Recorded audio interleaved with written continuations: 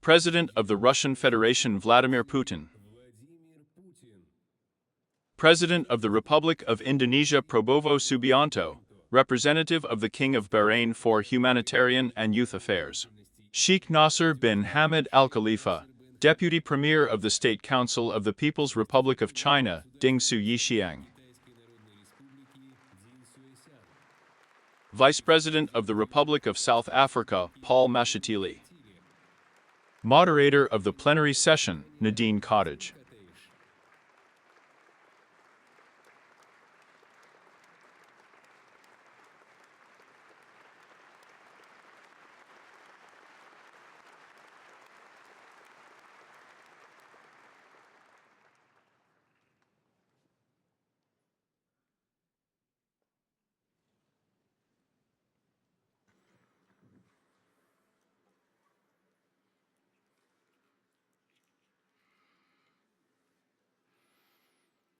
Good evening, everyone. Good evening, everyone. Mr. President, thank you very much. It is a great pleasure and honor for me to be here with you, as well as with your esteemed guests. I would like to say that the St. Petersburg International Economic Forum has again and again shown itself to be an important platform for discussions on the global economy as well as politics. Now is the right time to be here today and discuss what we will discuss after we hear your speech from you, Mr. President, and from your distinguished guests.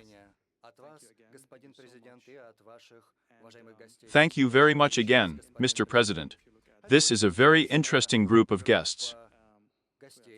We have China, Indonesia, a very important country representing Asians, Russia, of course, Bahrain, which is an important part of the SSGP, as well as South Africa, which is one of the founding states of the BRICS group.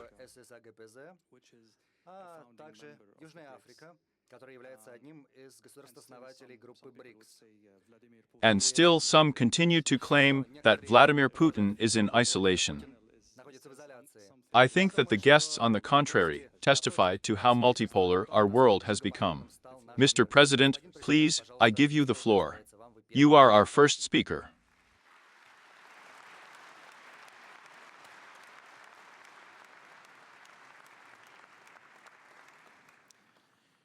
Dear Mr. Prabowo Subianto, Your Highness Sheikh Nasser, dear Mr. Dean Zuasian,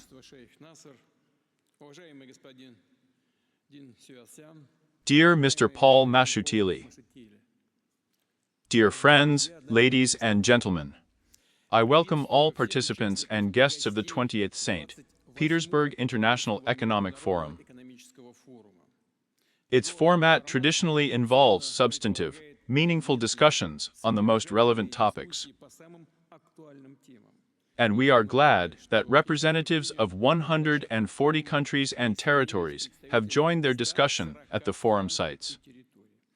This year, among such topics, they are all important, well, as colleagues say in such cases. Among the discussion tracks is the quality of growth in a multipolar world and big challenges. And these are tectonic changes in the global economy and demography, including the dynamics of the world's population. Social and geopolitical contradictions that make themselves felt by crises. Regional conflicts that are rapidly breaking out with renewed vigor, and we see this, unfortunately, today in the Middle East. Finally, it is climate change and acute environmental problems that require a response. And, of course, the transition to a new technological order based on digital platforms, artificial intelligence, and autonomous systems capable of making decisions even without the participation of the person himself. The question is how to make positive technological changes spread everywhere so that new digital technological solutions are available. Allow countries and regions, cities to reach a new level of development, progress, rise up. To ensure that the effect of a technological breakthrough benefits everyone, including changing the structure of society, reducing the level of poverty, and the improvement of the quality of life. as well as equal opportunities for each person to gain knowledge that will help him to reach his potential. а также равные возможности для каждого человека получать знания, которые помогут ему раскрыть свой потенциал. In other words, so that the fundamental principle, the principle of justice, is implemented. In the course of my speech, I will focus on what tasks our country and Russia face in these areas, what we are doing to solve them together with business, scientific, and public associations, as well as what approaches we offer to support economic growth, not only in our country, but also to create joint mechanisms global and regional development in partnership with our friendly countries. I will start with the current state of the Russian economy. Despite the difficult external background, Russia's GDP has been adding more than 4% annually over the past 2 years. That is, growth at a pace higher than the global average. If we talk about the structure of this growth, I will give a special indicator, the so-called non-oil and gas GDP. It is cleared of the influence of industries related to the extraction of hydrocarbons. So, the growth of Russia's non-oil and gas GDP in 2023 year was 7.2%. In the 24th, almost 4.9%. In other words, the figures here are weighty, and they are more thorough than the GDP as a whole. In other words, the contribution of the raw material component to the economic dynamics of our country is no longer decisive. Moreover, it turned out to be even negative at the current moment. At the same time, the overall GDP growth was tied not only to the military-industrial complex, as some believe. Yes, of course, the military-industrial complex has played a role in this regard, but still, we must carefully monitor the structure of this growth. In 2 years, agriculture, industry in general, the construction complex, logistics, services, finance, and the industry have distinguished themselves with a plus sign. In other words, almost all the key system-forming sectors of the domestic economy. What does this mean? That thanks to the work of tens of thousands of enterprises, companies, their teams, managers, thanks to the initiative, the work of millions of entrepreneurs, our economy is not just developing confidently, but is becoming more qualitative, complex, and multifaceted. The idea of the Russian economy as exclusively raw materials, dependent on the export of hydrocarbons, is clearly outdated. They go into the past, the reality says something else. Russia already ranks 4th in the world in terms of gross domestic product. In Europe, the 1st. This is not per capita, but gross domestic product, that is, the volume of the economy. But still these are very significant indicators. But, of course, it is not enough to achieve this position. It is important to constantly confirm the status of one of the largest economies, to create comfortable conditions for businesses both domestic and firm-friendly countries to invest resources, modernize and expand production in Russia. Our most important task this year is to ensure the transition of the economy to a balanced growth trajectory. What does this mean? We understand this in such a way that we need to achieve moderate inflation and low unemployment.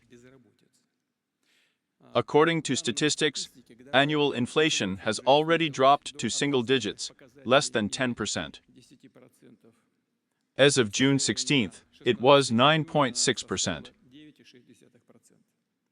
Of course, this is still a lot, but inflation targeting continues. Of course, both the active work of the government on the development of the supply economy and the responsible actions of the central bank played a role here. At the same time, I would like to draw your attention to the fact that the inflation dynamics is developing better than many experts expected, and even than the Bank of Russia predicted. This has already allowed us to begin a careful easing of monetary policy. But the change in consumer prices is far from the whole picture. I repeat, balanced growth means moderate inflation, low unemployment, and continued positive economic dynamics. It is important to keep in focus all indicators of the well-being of our industries, companies, and even individual enterprises. I will tell you more about the situation on the labor market later. Now I note that in the first 4 months of this year, Russia's GDP has added 1.5% in annual terms. Including in April, growth accelerated to 1.9%. At the same time, some experts point to the risks of stagnation and even recession. This, of course, cannot be allowed in any case.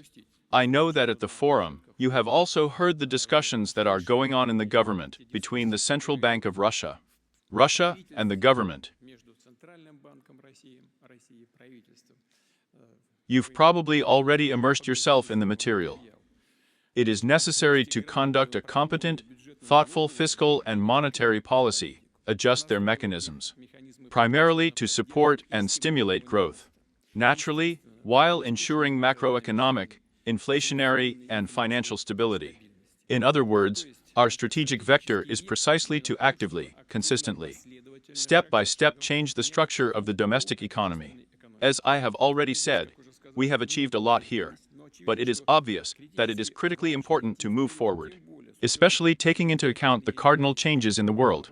And we talked about the importance of additional actions in this regard at the Council for Strategic Development and National Projects, back in December last year. The regional government, business, expert, and scientific community together determined the tasks of increasing the rates of long-term growth and structural changes in the economy. Today, in general, I propose to stop or plan to stop on these key areas.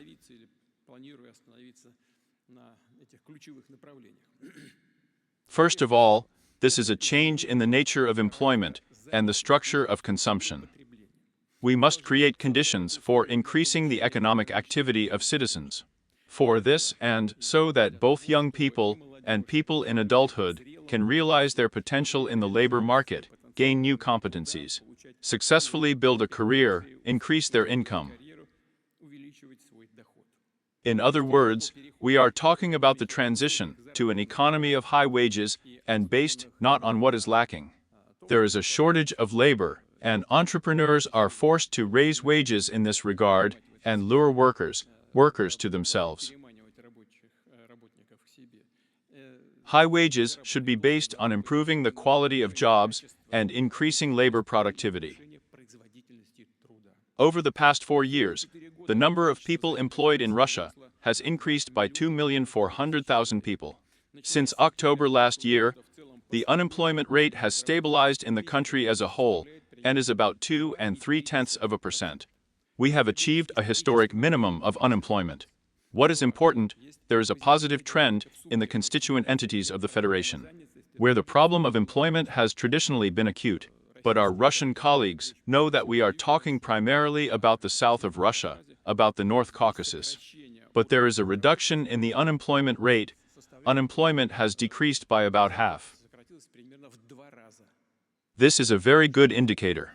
A competently stimulating macroeconomic policy and active actions of regional authorities, with the support of federal employment programs, have worked here, as well as, importantly, the widespread introduction of modern technological solutions, such as platform employment and digital marketplaces.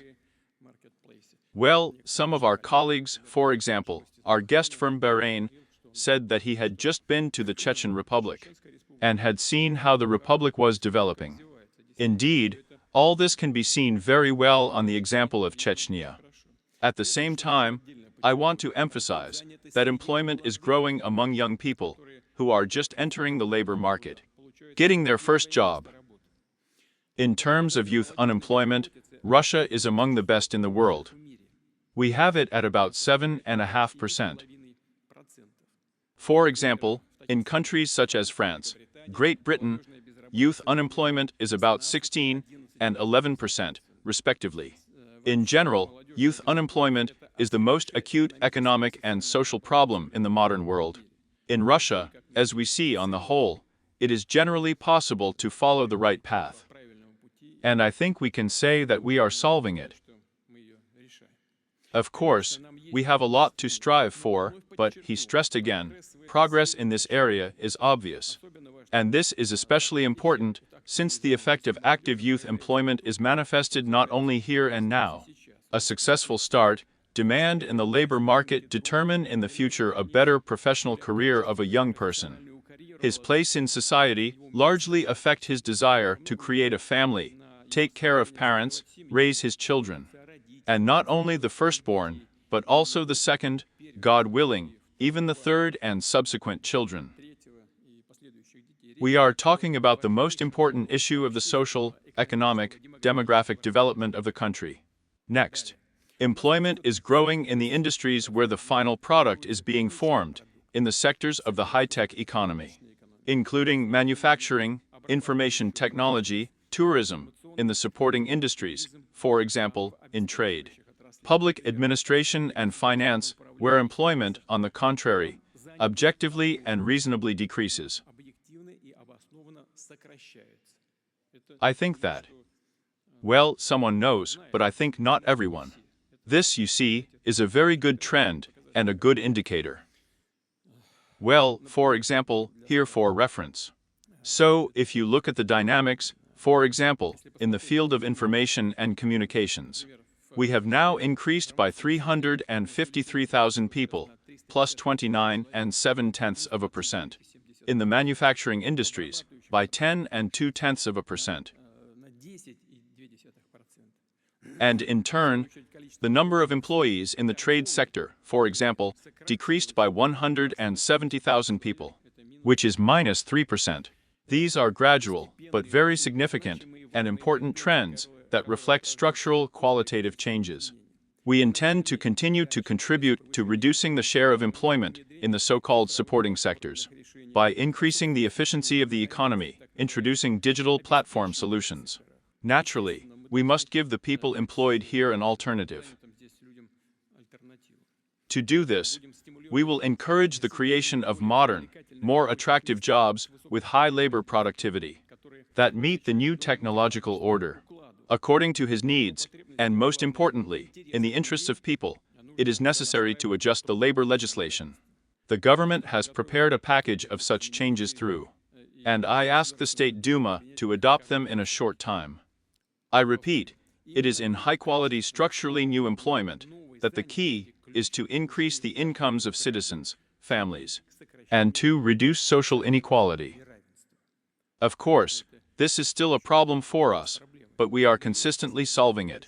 We have already done a lot to outstrip the income growth of the country's least affluent citizens, and, on the whole, we have achieved, I want to say this separately, and emphasize in particular, we have achieved a record reduction in the poverty level in the Russian Federation in the entire history of the country. At the end of last year, it was 7.2%. And the positive dynamics remain here. According to the results of the first quarter of this year, compared with the same indicator a year ago, the number of citizens with incomes below the subsistence minimum decreased by more than 2 million people. But the representatives of the Russian part of our meeting today know, but I repeat for our guests, in the year 2000, the poverty level was 29% of the Russian Federation. And in this, well, let's face it, humiliating situation, we had 42.3 million people. According to the results of the 24th year, it is no longer 29%, but 7.2%. And it is not 42.3 million people, it is 10.5 million people. Of course, we should strive to reduce this figure as well. That's what we're going to do, reduce it to 7%, and then to 5%. However, in the economy as a whole, the level of wages in Russia is still, of course, insufficient. I want to emphasize this too. I have already said that it is necessary to leave ambitious goals here, to form an economy with high wages. I repeat again. This is very important, on the basis of increasing labor productivity. By the way, the share of wages in Russia's GDP increased from a small 40% in the 21st year to almost 44% in the 24th. What are we focusing our efforts on? First of all, we adapt educational programs to the needs of the real sector. By the way, the dynamics of youth unemployment, which I have just mentioned, shows that we are moving in the right direction. I would like to add that this year, on the eve of our forum, a rating of educational organizations in Russia was released. According to the level of employment and salaries of graduates of these universities, it allows you to see which professions are most in demand on the labor market, which educational institutions provide the highest quality, and, importantly, the education needed by the economy. This rating is one of the key indicators of the effectiveness of management teams of educational institutions. And I ask the heads of relevant ministries and colleagues at both the federal and regional levels to pay close attention to this. Use the rating as a tool for managing changes in the field of vocational education. Next, in order to increase the incomes of citizens, it is necessary to improve the qualifications and retrain employees, so that they have the opportunity to grow professionally, move to other companies, move to other regions, and the mobility of the workforce should increase. This is very important for the development of the economy, and would allow people to occupy more promising positions with better conditions and higher wages. And, of course, it is important to invest in new equipment, engage in automation, robotization of production facilities, whose maintenance, in turn, requires professional, competent, and therefore highly paid employees.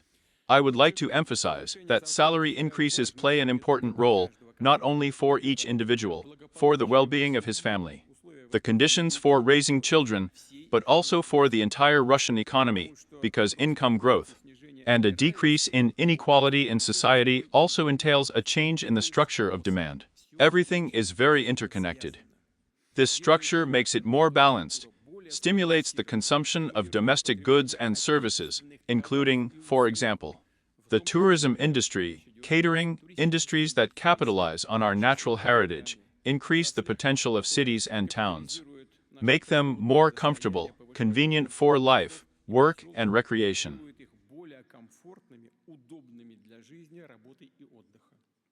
Let me remind you in this regard that my colleagues from the government and I have agreed to introduce a new system of taxation of catering with a fiscal rate fixed, the VAT rate. Part of the incoming revenue will go directly to municipalities, which will give them an additional resource for local development projects and programs, primarily to improve the quality of life. We will definitely support the fast-growing branches of the creative economy that are related to science, culture, art, and creativity, including such areas as architecture and design, cinema and music, publishing and software production, and so on. All that experts call the economy of impressions.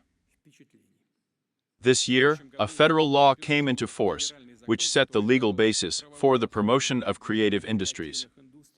By the end of the year, 70 regions will begin to implement standards for the development of this modern segment of the economy and public life, and create the necessary infrastructure. In order to make such work more thorough and systematic, I ask the government, together with the subjects of the Federation, to prepare a long-term strategy for the development of the creative economy, as well as to think about launching a federal project in this regard. I will say separately about the increase in the tourist attractiveness of Russian cities and towns. The visible embodiment of our national identity. The real points of attraction for tourists are ancient buildings, temples, manors, cultural heritage sites. We have agreed to repair and put in order at least 1,000 of such facilities throughout the country by the year 2000, to give them a second life, including by opening museums, educational and exhibition centers, hotels, and so on and so forth. The pilot program for the restoration of cultural heritage sites with preferential loans for such projects has already covered 9 regions of Russia. Now the task is to expand it to the rest of the subjects of the Federation, so that the allocated funds will have a greater effect. I propose the following solution, namely, to combine the resources of 2 preferential lending programs. for the creation of tourist infrastructure, and for the preservation of cultural heritage objects. Thus, it will be possible to attract additional resources at a reduced rate for the restoration and overhaul of ancient buildings, including in the interests of business. In addition, I propose to extend to these projects the mechanism of umbrella, so-called umbrella guarantees of the corporation for the development of small and medium-sized enterprises. I would like to add that cultural heritage sites have a complex investment and construction cycle. Those who are engaged in this perfectly understand what I'm talking about. It takes a long time, which needs to be reasonably reduced to get rid of obviously excessive formalism, not to the detriment, of course, of saving historical monuments. I ask my colleagues from the presidential administration to prepare a decision on this issue, and on the restoration of cultural heritage sites in general at the site of the relevant interdepartmental group. I mentioned the program of creation of tourist infrastructure above.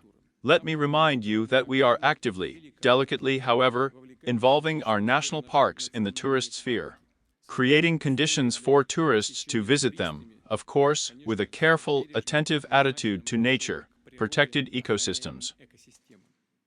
This is another example of how Russia implements the environmental agenda, does not rely on natural resources in pursuit of short-term benefits, but preserves and multiplies them in the interests of people and for the benefit of the whole society.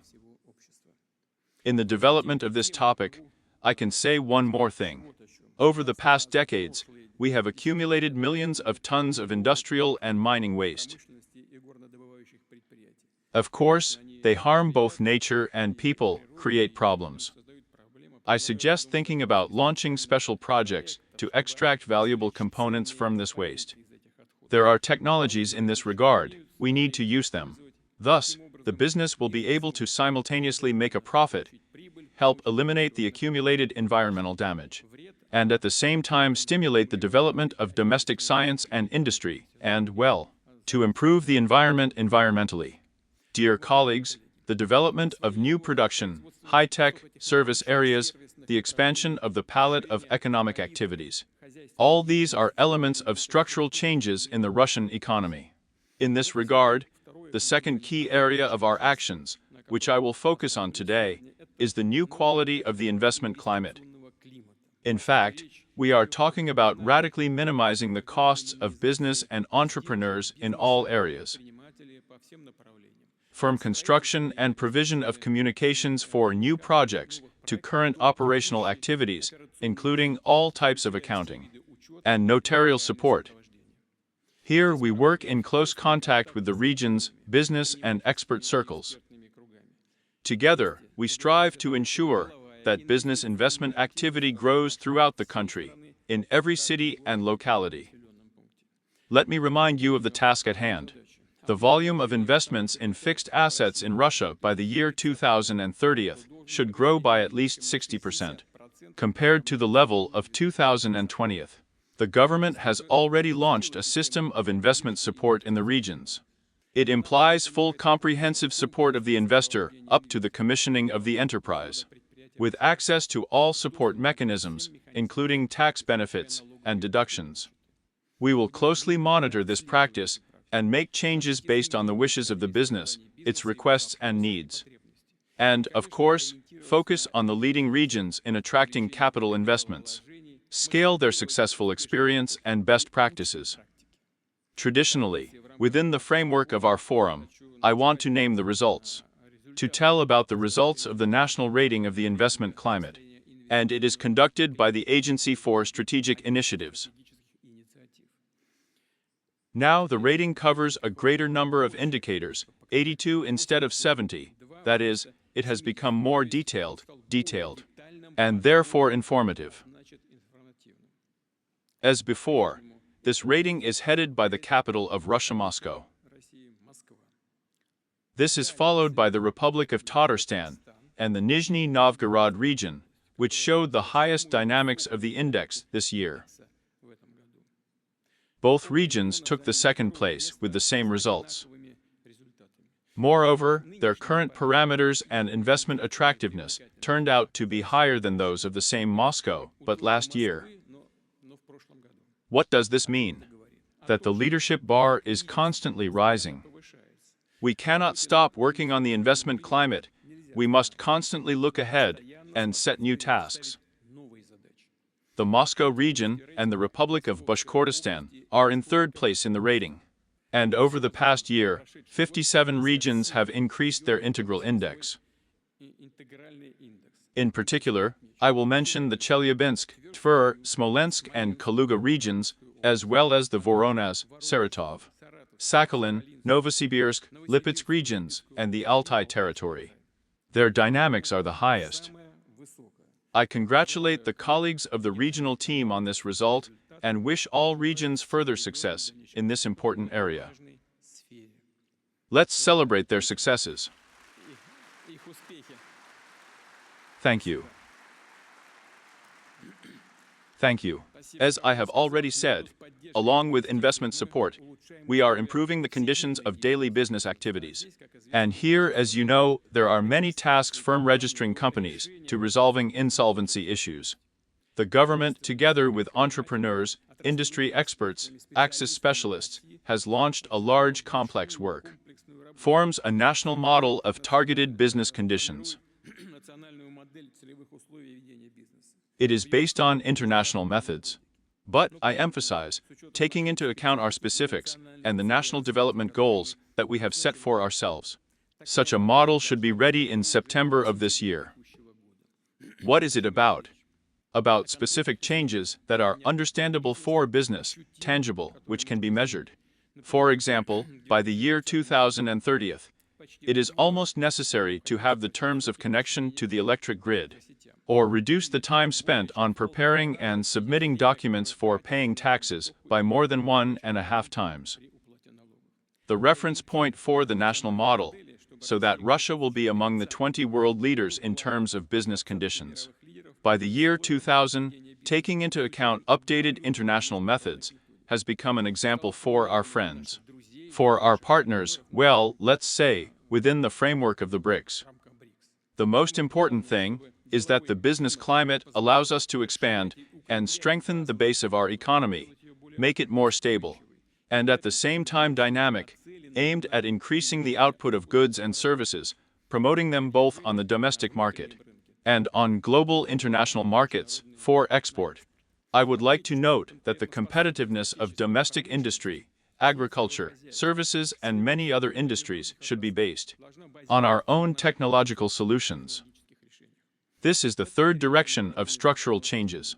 The Russian economy should become more technologically advanced. And this is not a wish, it is an objective requirement of today and tomorrow. A challenge that must be answered if we want to become stronger. And we want to. We have to fully deploy a new stage of technological development of the country.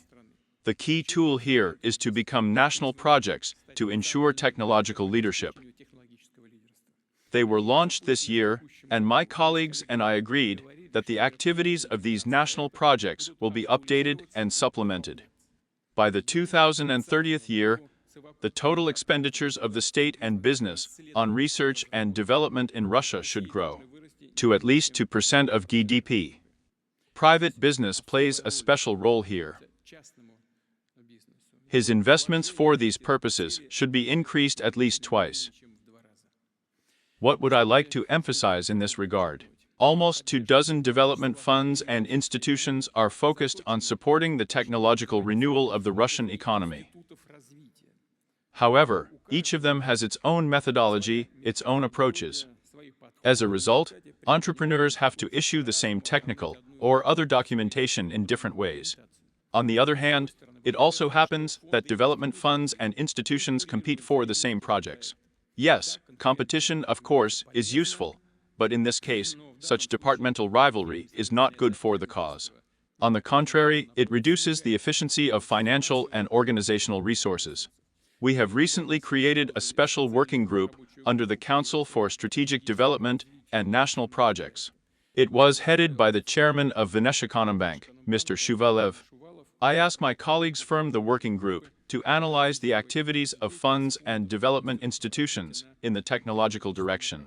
The task is to remove duplicate functions, coordinate the work of development institutions, and prepare uniform requirements for business support procedures, from registration of an invention to serial production of high-tech products. I would like to note that in 2 years, the number of applications for inventions from domestic companies and scientific organizations has increased by 13%. Good indicators. In particular, there is growth in the field of optical, computer technologies, consumer goods, pharmaceuticals. However, it is important not only to develop solutions, but also to quickly implement them in goods and services that are in demand both within the country and in the world, capable of improving the quality of life of citizens, making this life, more comfortable and convenient.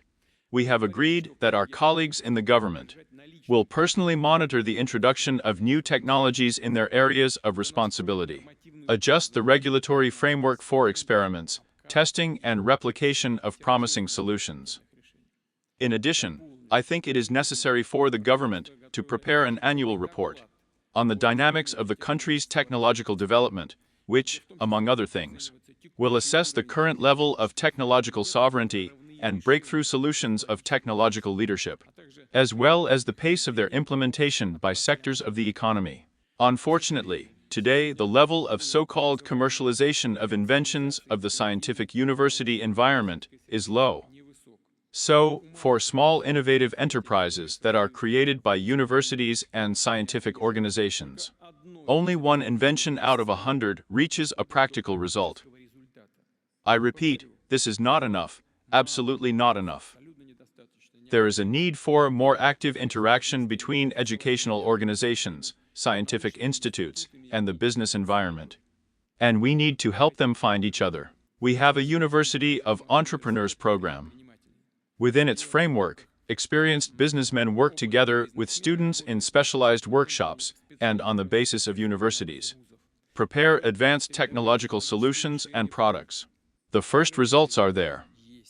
Over 270 million rubles of extra-budgetary funds have been attracted to the projects, and this year, the number of universities participating in this program will double.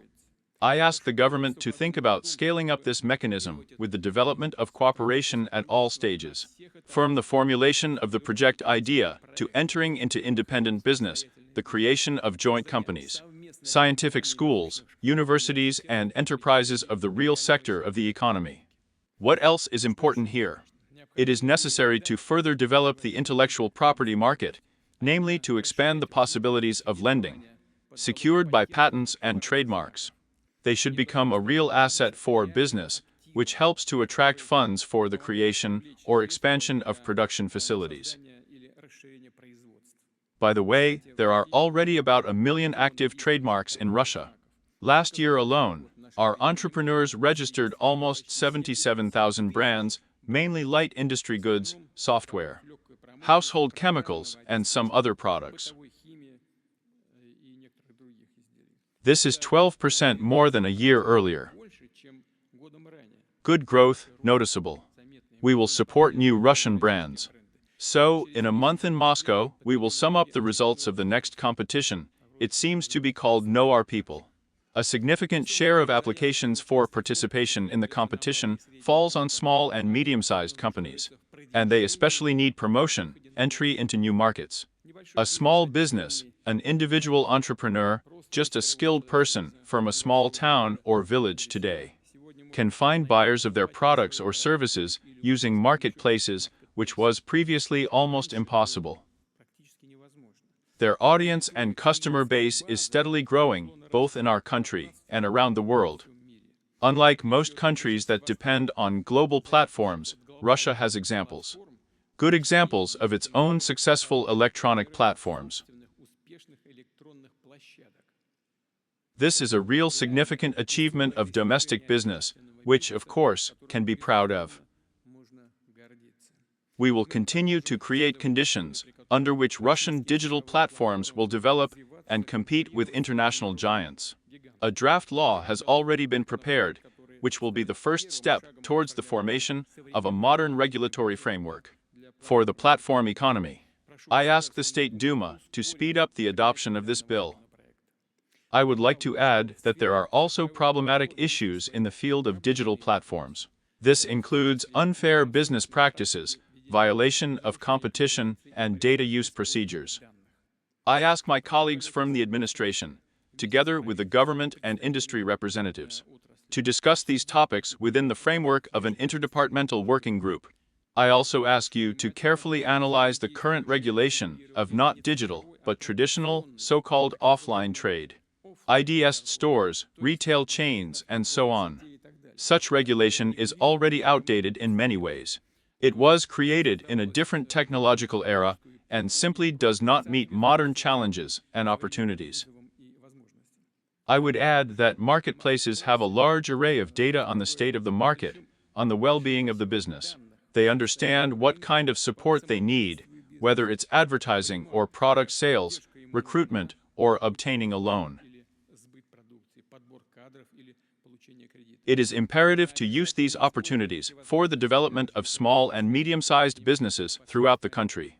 I ask the government to prepare proposals for coordinating, linking information and other business support and promotion tools that digital platforms and the state have, including financial and guarantee mechanisms of the Corporation of Small and Medium-Sized Enterprises.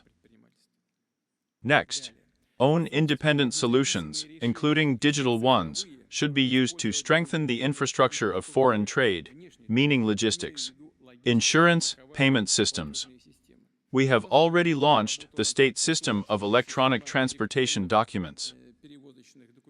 All the main papers for cargo transportation by car, a bill of lading, a waybill, can now be issued electronically. More than 1.5 million such documents are issued monthly. We will translate it to digital, to platform solutions.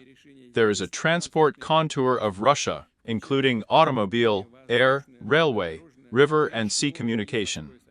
In other words, we are talking about creating a national digital transport and logistics platform. In particular, international arteries passing through the territory of our country, including the Transarctic Transport Corridor from St. Petersburg to through Murmansk to Vladivostok, and others, will be developed on such a modern technological base. As for the payment infrastructure, here we will continue to work closely with our BRICS colleagues to build effective, reliable, and, I repeat, independent of external interference mechanisms and services. Here, of course, the experience of our countries in the creation and circulation of digital national currencies is in demand. The corresponding pilot project has been implemented in Russia for almost 2 years. All basic operations have been worked out, including opening and closing accounts, transfers between individuals and legal entities, payment for goods and services. Now the task is to make the use of the digital ruble widespread, both among citizens and enterprises, banks. I ask central banks and governments to speed up the necessary procedures and determine the timing of the transition to a new stage of technological development of our financial sector. In this regard, the fourth direction of structural changes is a new quality of foreign trade, both exports and imports. The goal has already been set to increase non-oil and gas exports. To do this, we will develop relations with partners, remove barriers to trade, open new market niches, create infrastructures, and deepen investment cooperation. Let me remind you that we agreed to prepare long-term plans for cooperation with key partners. A good example of such work is the plan of strategic cooperation with the People's Republic of China until the 2030th year. The preparation of action plans, including with countries such as India, should be completed in the near future. We will continue to implement the national project International Cooperation and Export. We will support the initiatives of our foreign friends, which use Russian technology platforms. This means that our machine builders will receive additional demand. So, in the coming years, major energy projects, including nuclear, mining, and manufacturing, will be implemented in the CIS countries, including Belarus, Uzbekistan, Kazakhstan, as well as in Turkey and Vietnam. and a number of other countries. They are based on Russian technological solutions. In addition, domestic financial structures take part in them. Increasing non-oil and gas exports is only part of the tasks in the field of foreign trade. It is important to consistently transform and structurally change our imports, that is, the products we buy, while gradually increasing the share of so-called labor-intensive goods and services that require large labor resources, physical manual labor costs. In Russia, on the contrary, we need to concentrate on the production of more technologically advanced, complex goods and services with a higher cost, a degree of automation, with high added value, which will also contribute to improving the quality of employment in our country. And, of course, together with our Eurosec partners, we will adjust customs and tariff policy in such a way as to stimulate the formation of new production chains, the transfer of advanced technological solutions to our countries, which should also help to improve the quality of employment and create high-paying jobs in Russia. I ask the government, together with business, to conduct an appropriate analysis and submit proposals for concrete actions in this direction in the coming months. Dear colleagues, finance, infrastructure, and the real sector of the Russian economy are developing on the principles of technological efficiency, flexibility, rapid response to external challenges, and changes in the demand of our citizens and our foreign partners. This approach is fully applicable not only to the civilian sector, but also to the sphere of defense and security, to the work of the defense industry. Our meeting, it is always focused around issues, first of all economic development, economic growth, the state of the economy. But in the modern world, there is less and less division between the military-industrial complex and civilian sectors of the economy. In some countries, there is no difference at all. Cardinal changes here are the fifth direction of the structural renewal of the economy and, in general, the strengthening of our sovereignty. The key principles here are as follows. The first one is technological. At all stages, from production development to logistics, procurement and provision of specific units, military units, it is necessary to constantly analyze technological and organizational innovations in the civilian sector and quickly implement them in the field of defense and security. Wherever possible, it is necessary to achieve the integration of the military-industrial complex with the civilian sector, to establish the production of dual-use products. And there is no need to set up a private one because some things, by definition, are dual-use, which are in demand in the field of marine, river equipment, in aircraft construction, electronic industry, in the production of medical equipment, in agriculture, and so on. I can say more. We need to move away from dividing companies into purely military-industrial and into enterprises operating exclusively in the civilian segment. The situation is developing, as I have just said, that high-tech holdings capable of solving both military and civilian tasks are becoming increasingly competitive. The second is the rate of change. Today, global business leaders, including some of our companies, have reduced the time from idea to product implementation to quarters or even months.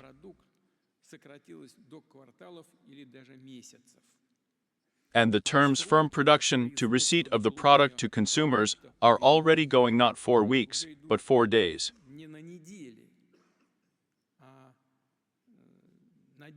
The sphere of defense security should be guided by such standards.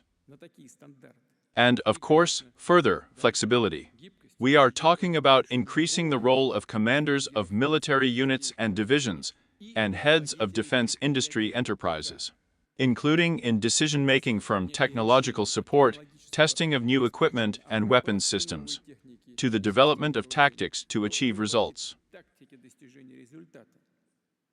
It is the role of these links that increases.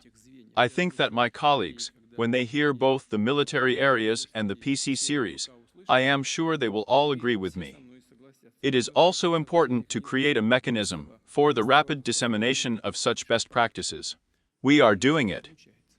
The fourth is the economic efficiency of ensuring security and solving tasks in the field of defense. Bright examples here were the introduction of surveillance and control systems using artificial intelligence, which made it possible to radically reduce the number of offenses, for example, in Moscow, as well as the use of inexpensive unmanned aerial vehicles, which have become an effective means of defeating expensive equipment. Of course, we will take into account our own negative experience. Everything goes into the piggy bank to make the right decisions and in the direction necessary for us. In general, our military-industrial complex has gained a good pace. The industry's enterprises have multiplied their output, are mastering new types of weapons and military equipment. I would like to stress again that we will use the new technological base to increase the combat capabilities of the Russian armed forces, modernize military infrastructure facilities, equip them with the latest technology, samples of weapons and equipment that prove their effectiveness in practice in combat conditions. At the same time, we intend to develop military technical cooperation with friendly countries. Moreover, we are talking not only about the supply or modernization of equipment and weapons, but also about joint developments, personnel training, the creation of enterprises, and turnkey production facilities. Dear colleagues, today I have focused on 5 main areas of structural changes in the Russian economy. Already launched national projects and state programs are focused on these tasks.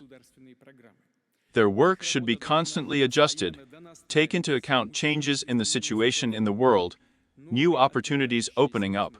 I ask the government to digitize and take special control of the key indicators of structural changes in our economy, as well as regularly monitor their dynamics and adjust the implemented measures. I have already said that the global economy is undergoing the largest transformation in recent decades. The countries of the world community are increasing their potential, changing the balance of power, and the entire economic picture of the planet. If at the beginning of the 21st century, the BRICS countries, for example, made up a fifth of the global economy, only a fifth, today it is already 40% of the global economy. And it is obvious that this share will only grow. This is, as they say, a medical fact. This will happen inevitably. First of all, due to the dynamic states of the global South. It is necessary that this growth becomes more and more stable, covering as many countries as possible. This requires a fundamentally new model of development built not on the rules of neocolonialism, when the so-called golden billion siphons resources from other states in the interests of a narrow circle of so-called elites. Not even in the interests of the entire people of these countries, but in the interests of the elites. If we look at how funds have accumulated, well, in the United States over the past decades, it was the elites who received the main income there. This is open data. To ordinary citizens, to the middle class, these windfalls did not reach. This may be the basis of the changes that are taking place, including in the political sphere. Here, and we must ensure that all of these changes affect the quality of life of people in our countries, are reflected in science, education, technology, infrastructure. It is these priorities that Russia sets for itself, implementing its own development agenda. The strategic areas and directions that I have outlined today need stable long-term capital inflows, including from international companies and investors. To ensure them, it is necessary to create an open and fair platform for global growth. It will combine investment mechanisms and technological standards, financial, logistics services, trading instruments, and other solutions. I repeat, the task is not to modernize the old mechanisms of the era of globalization. They have largely outlived themselves or even discredited themselves. It is necessary to propose a new model of development, free from political manipulation, taking into account the national interests of states. And, of course, this model should focus on the needs of citizens and their families. At the BRICS summit, by the way, which took place in the autumn, as I have already mentioned, last year in Kazan, 35 countries representing almost two-thirds of the world's population and half of the global economy expressed a common understanding of the approaches needed for the future of the world. Already today, the BRICS countries are setting the bar for the development of so-called human-centric industries, and major projects are being launched to improve the living environment. The BRICS state is implementing large-scale initiatives in nuclear energy, aviation, in the field of new materials and the industry, in robotics and in the field of artificial intelligence. And, of course, we pay special attention to strengthening ties within BRICS. The mutual trade turnover of our countries has already exceeded $1 trillion and continues to grow. All of these are, in fact, elements of a global growth platform, and they are based on the key principles of the BRICS. And this is consensus, parity of account, taking into account each other's interests. And, most importantly, openness for everyone who wants to join this work. After all, the wider the circle of states involved in the formation and development of such a platform, the stronger and more effective it will be, the more benefits it will bring to everyone who understands their responsibility to the future, and to future generations of their countries. Russia invites partners to contribute to the formation of a new global growth model. Together, we will ensure the prosperity of our countries and the stable development of the whole world for many, many years to come. Exactly for this purpose, this year we held an open dialogue in Moscow, which was attended by representatives of more than 100 states. We intend not only to make such a format regular, but also to build a whole ecosystem around it for discussion, elaboration, and implementation of breakthrough ideas. The global challenges facing the modern world require an unconditional and global response. It is simply impossible to solve the problem alone, especially at someone else's expense. This is an illusion. Only joint actions within the framework of such an organization, for example, as the BRICS and some other formats, can ensure the movement of the entire civilization forward. I thank you for your attention. Thank you very much.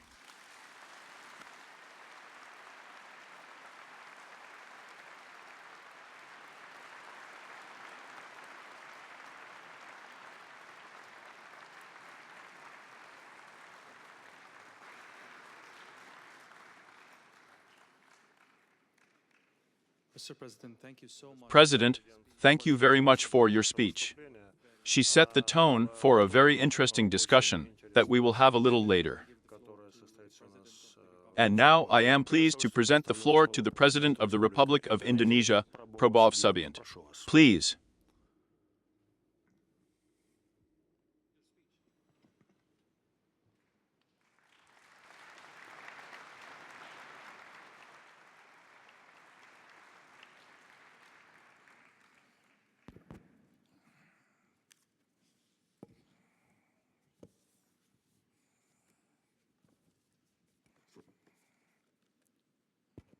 Your Excellency, Excellency, President Vladimir Putin, President of the Russian Federation, Your Excellency Prince Azraban Hamada Al Khalifa, Advisor to the Security Office of His Majesty the King, Your Excellency the Vice President of the Republic of Africa, Your Excellency, Ваше превосходительство, вице-президент из Африканской Республики, Ваше превосходительство, Mr. Ding Zixiang, Deputy Chairman of the State People's Republic of China. Dear participants of our forum, ladies and gentlemen, it is a great honor for me to address you by accepting an invitation to participate in this forum. приняв приглашение к участию на этом форуме. in the St. Petersburg International Magnetic Forum, 2025th year.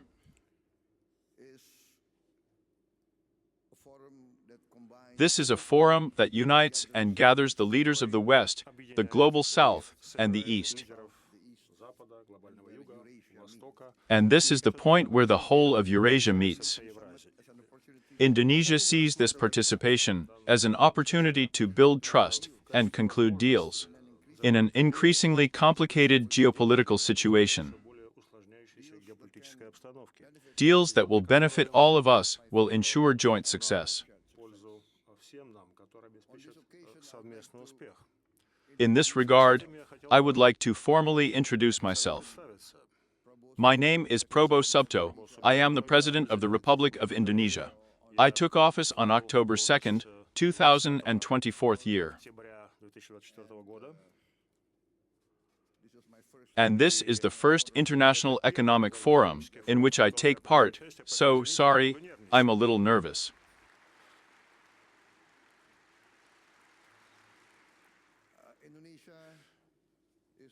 Indonesia is the fourth most populous country in the world.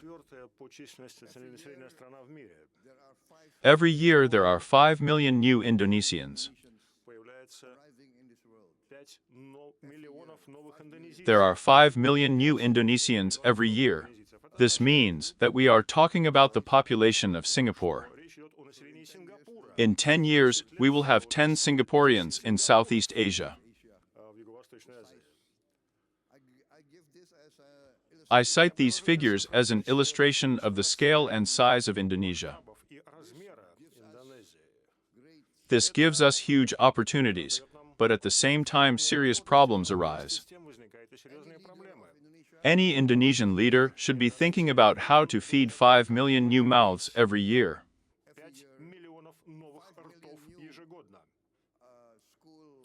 How to secure 5 million new school places.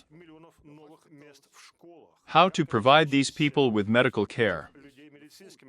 But the most important thing, and what first of all requires attention, is the provision of food for this population. I believe that the task of any state is to protect its people. And this means that we must protect our people from hunger, from poverty, and from suffering caused by the difficult conditions in which they exist.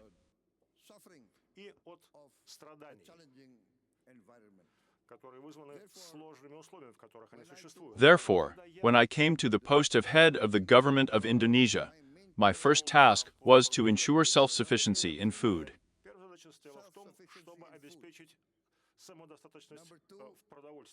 The second is self-sufficiency in the field of energy. Third,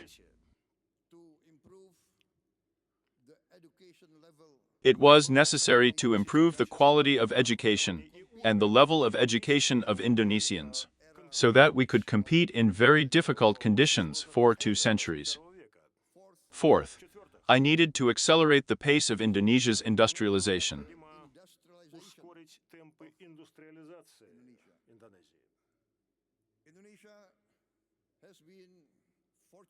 Indonesia is lucky in the sense that the Almighty has endowed us with the richest natural resources, huge resources.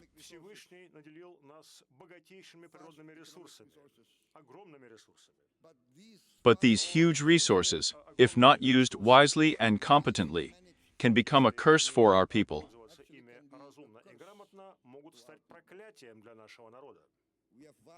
Yes, we have huge forest areas, we have huge mineral reserves, we have a lot of raw materials that are in demand on the world market. However, all of this needs to be managed competently and effectively.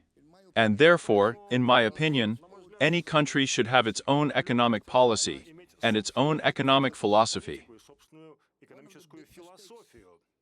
One of the most serious mistakes that many Southeast Asian countries make is this. We always follow in the wake of the largest, most powerful forces in our world.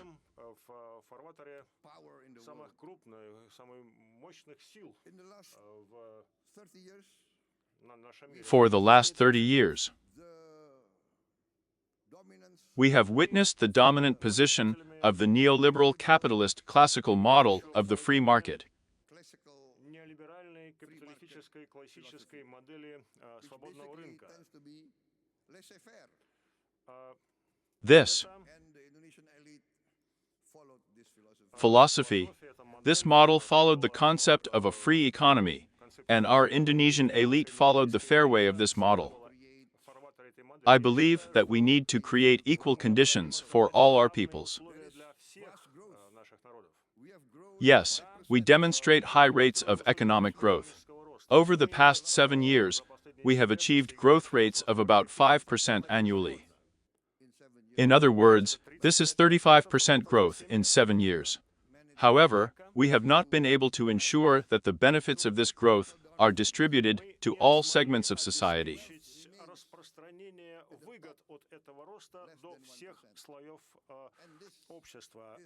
The wealthiest citizens of Indonesia make up less than 1% of the total population.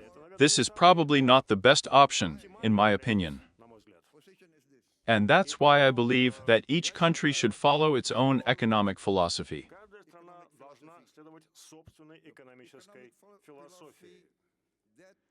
Such a philosophy that would meet the interests of the country, which would correspond to the cultural attitudes of the country concerned.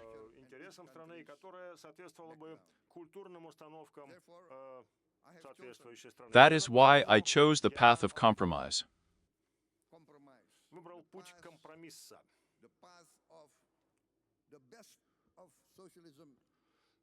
Namely, to take the best of socialism and the best of capitalism. Pure socialism. But we saw him. It doesn't work. This is utopia. Pure socialism is something that we have observed on many examples, and indeed, I repeat, it does not work. And pure capitalism leads to inequality, leads to the fact that only a small proportion of the population enjoys the benefits of wealth, but our path goes in the middle.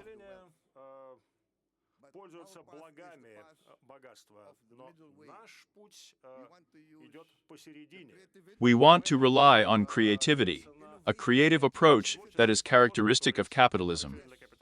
We must use the initiative that is characteristic of capitalism, but we need the state to play an important role in order to fight poverty, to fight hunger, to protect the weak.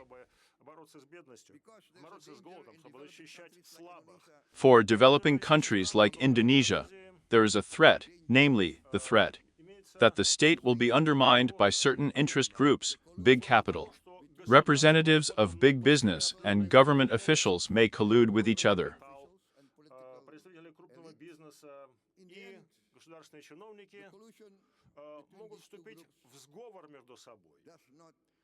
And this situation, of course, will not lead to a reduction in poverty and to an increase in the number of the middle class.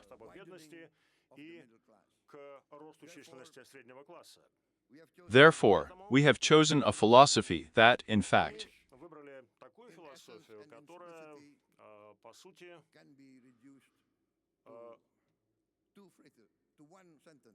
it can be formed in one sentence. The maximum benefit for the maximum number of people. That's our philosophy. The government should work in such a way as to bring the maximum benefit to the maximum number of citizens. And that means we need a clean government, free from corruption. I think this is the key point, the most important thing, that can become a factor of development. And I am proud to be standing here and speaking to you now. Yes, I have been in this post for 7 months. During this time, we have been able to ensure an increase in rice and corn production by almost 50%. And this is the most serious increase in the production of these crops in the entire history of my country's existence.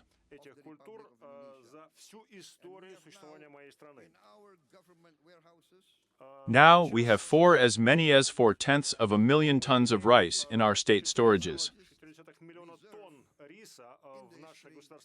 This is the largest amount of food reserves in the history of Indonesia.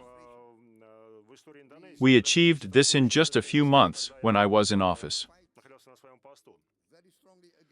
We are actively fighting corruption. С коррупцией.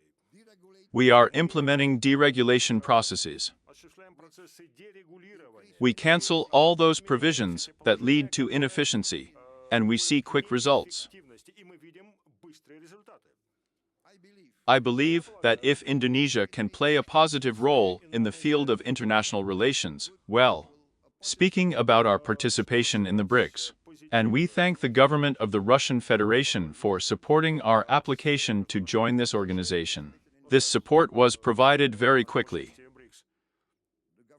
И мы благодарим правительство Российской Федерации за поддержку нашей заявки на вступление в эту организацию. Очень быстро эта поддержка была. We perhaps were able to join this association faster than anyone else. And I thank the former president of Brazil, Ms. Roof, who now holds the post of president of the New Development Bank. Который сейчас занимает пост президента нового банка. The New Development Bank also accepted us as members very quickly. I thank China for its support and the government of South Africa for its support. So, I believe that together we, the BRICS countries, can make a significant contribution to ensuring stability and prosperity throughout the world. И процветание во всем мире.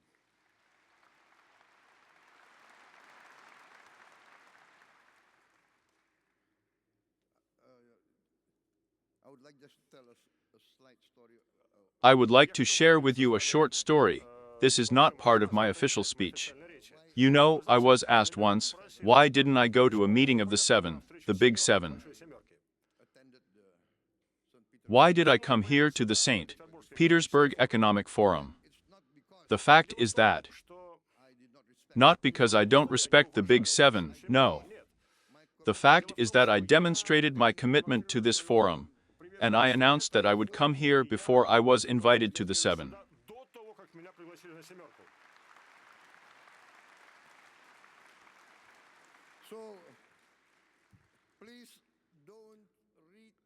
So please don't try to read between the lines. Не надо пытаться читать между строк. You know, sometimes political scientists try to subtract something like that between the lines. But Indonesia has traditionally taken a non-aligned position. We respect all countries. And our foreign policy is very simple. Literally one phrase, 1,000 friends is not enough. One enemy is too many. So, we want to be friends with everyone. We want everyone to be our friends.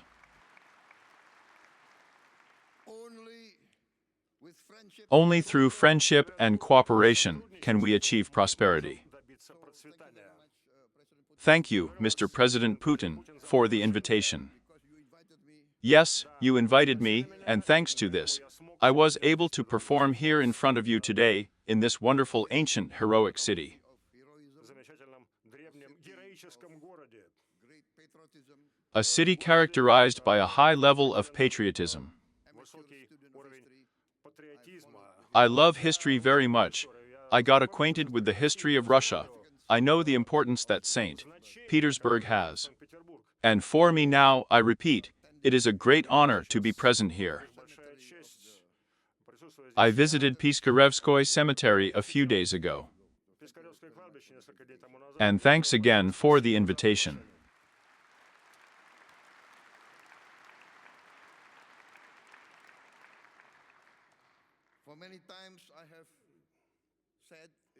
In many forums, at many meetings, I have often said that Indonesia is following the path of non-alignment. Индонезия идет по пути неприсоединения. We believe that. Считаем, что Our world must become multipolar. должен стать многополярным. And, in fact, he is following this path. По пути. The unipolar world is the past, it is a historical trend. Это прошлое. Это историческая тенденция. And now we are witnessing the formation of a new trend. And me, I would like to emphasize the leading role of the Russian Federation and China.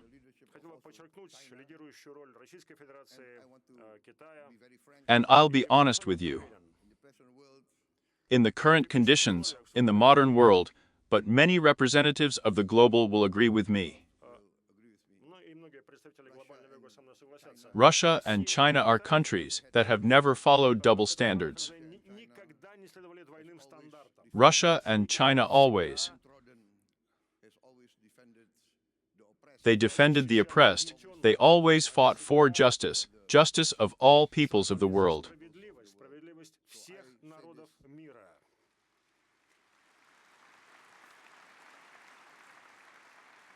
And I say this from the bottom of my heart.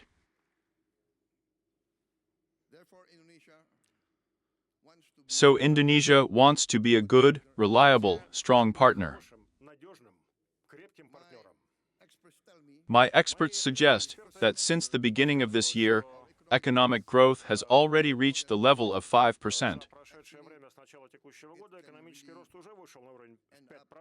And this means that by the end of this year, we will achieve almost 7% or even more of economic growth.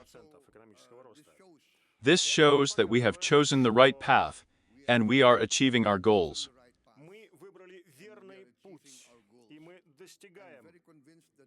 I am sure that we will achieve our goals in just a few years. I set the following task: in 4 years, self-sufficiency in food. And I am sure that we will be able to achieve this city earlier, literally in the current year. And in a few years, we will become a net exporter of rice and corn. In addition, I have formed the Antara Sovereign Wealth Fund.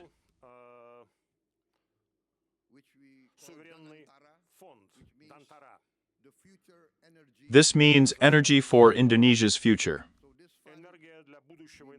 And within the framework of this fund, we intend to accumulate funds to protect the future of our children and grandchildren, to ensure their well-being.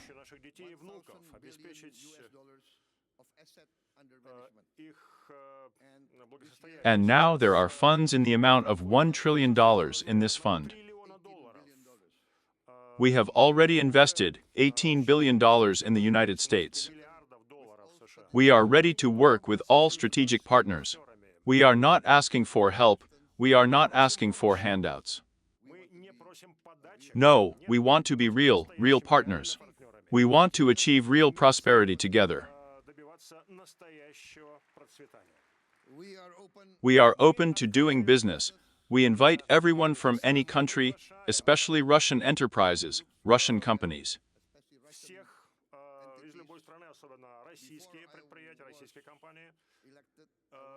Before I was elected to this post, I was an entrepreneur myself, and I had very good relations with Russian corporations. My brother has been very active in this field for almost 20 years, so we know Russian companies. And we would like to see Russian companies in our economy, so that they take an active part in its development.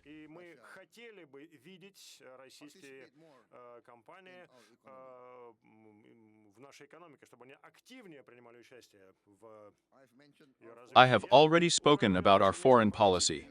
We have always been, and will remain, a country following the path of non-alignment.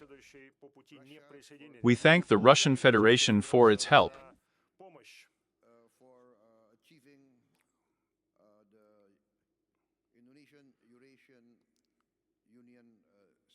The conclusion of a comprehensive economic agreement between Indonesia and Eurasia.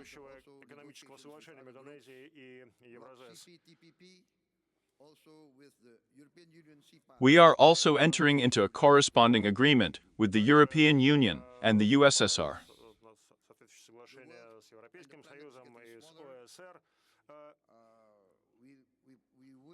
We will work together with you, bearing in mind peaceful cooperation, peaceful coexistence with all countries.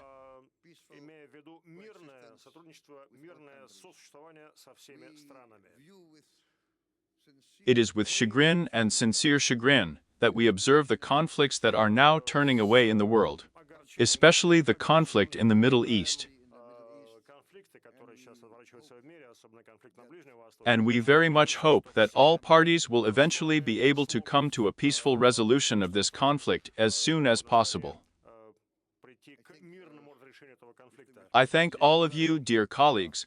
I have come to the end of my brief statement, and once again I apologize for the fact that perhaps what I said was not exactly what you expected from me, but I spoke from the bottom of my heart.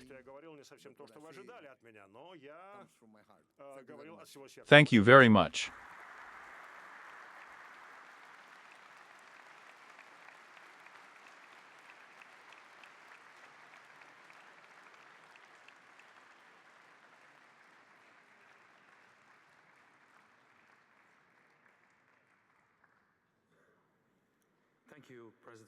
Thank you, President Subianta. I don't think this is your first performance. You did a great job. Thank you very much. Then I give the floor to the representative of His Majesty the King for Humanitarian Affairs and Youth Affairs, National Security Advisor, Commander of the Royal Guard of the Kingdom of Bahrain, as well as the guest of honor of this year's forum, Sheikh Nasser bin Hamad Al Khalifa. Please, you have the floor.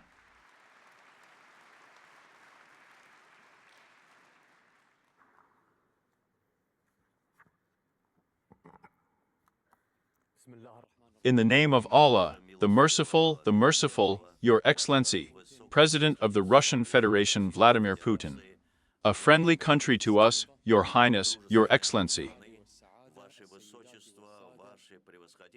Ladies and gentlemen, peace be upon you, mercy and blessings of Allah Almighty.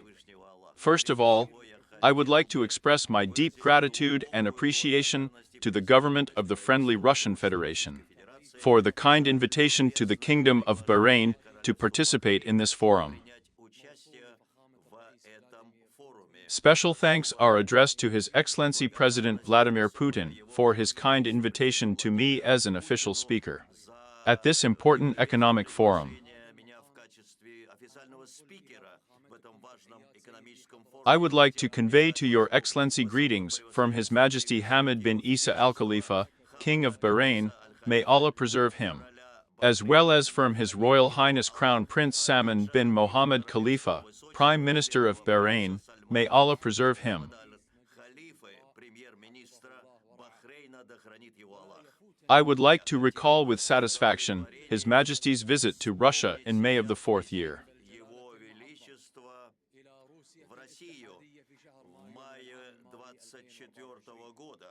During this visit, he met with Your Excellency, and this meeting became an important stage in the development of bilateral relations, friendship relations, and mutual desire to strengthen our cooperation.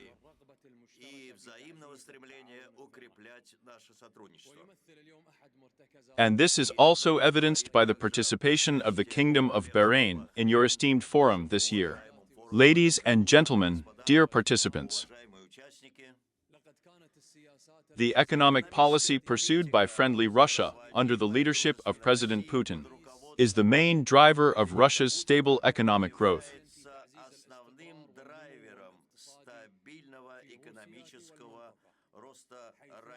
This policy plays an important role in the development of strategically important sectors of the economy, in particular energy and industry.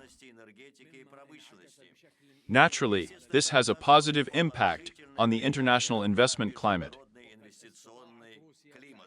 Russia is strengthening its economic relations with the countries of our region and other countries. This makes a significant contribution to the formation of new trade and economic opportunities for their use in the world today. In this, I would like to remind you, I apologize. I am a poet, I love poetry. I would like to mention now the words of the great Russian poet Alexander Pushkin in his famous poem Monument. He says, in this poem it says, "And for a long time, I will be so kind to the people that I have awakened good feelings with a lyre." So, this wise policy, like Pushkin's words, is your policy towards the people. This policy is not measured only in numbers.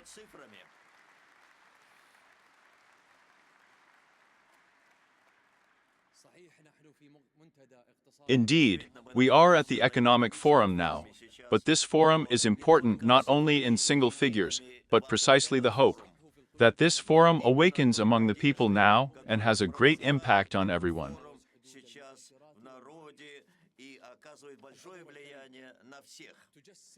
Ladies and gentlemen, this strategy, the vision strategy of Bahrain, which was adopted under the wise leadership of the kingdom, defines the framework for our economic development.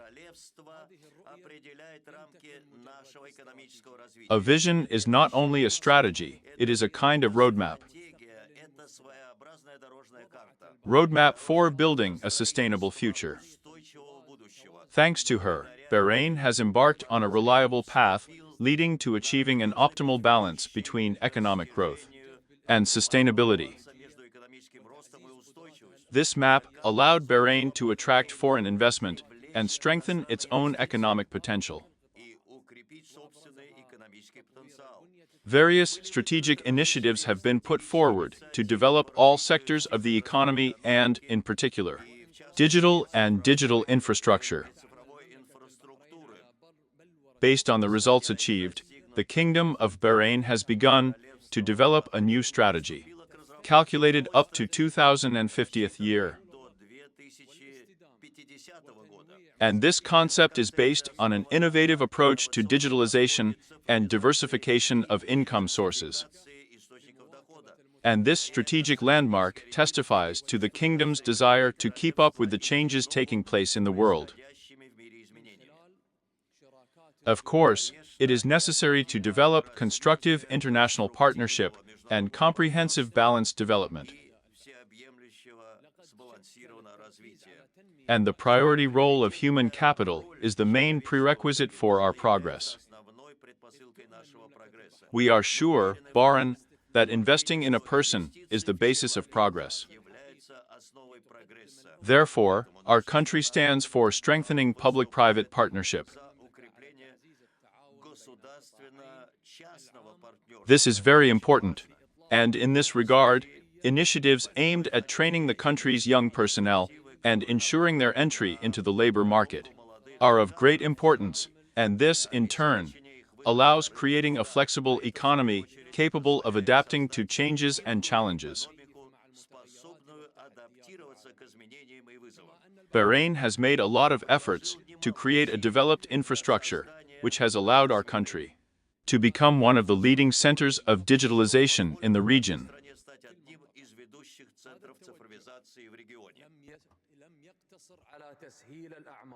This has allowed us today not only to facilitate the work of business, but also to create a favorable environment for innovation and creativity in various fields. The digital economy today is the basis of Bahrain's strategy towards building a knowledge economy. On the other hand, strategic partnership with friendly countries, including Russia, is a pillar for the development of the business environment in the Kingdom of Bahrain.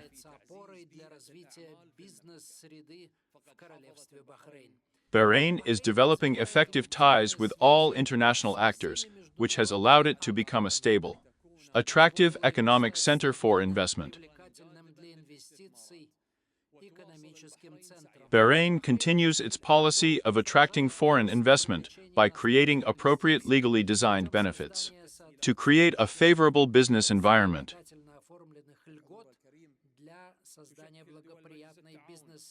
Ladies and gentlemen, the Cooperation Council of the Arab States of the Persian Gulf today is a model of business support and investment sector development in the region. We pay a lot of attention to this. At the same time, we proceed from the understanding that innovation and creativity are the two most important components of sustainable economic growth. That is why we consider the St. Petersburg International Economic Forum to be an effective platform for putting forward ambitious initiatives and expanding the horizons of cooperation between investors and businessmen from different countries. Investments are not just about attracting capital. We are also talking about the exchange of creative ideas, the formation for the implementation of creative projects, on the way to the formation of a sustainable economy. Hence the great importance of supporting innovation and business in order to accelerate technological progress. It should be noted that the strengthening of international economic partnership creates favorable conditions for supporting small and medium-sized businesses, which serves as a driver of economic development.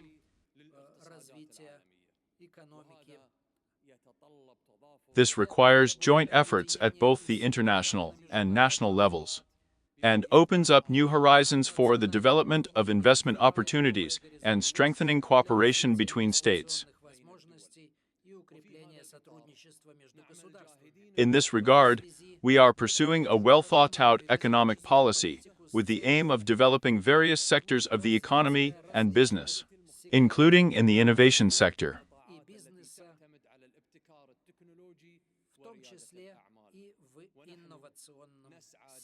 We are faced with the task of creating a truly creative and competitive environment that opens up new areas for trade and economic cooperation with friendly countries.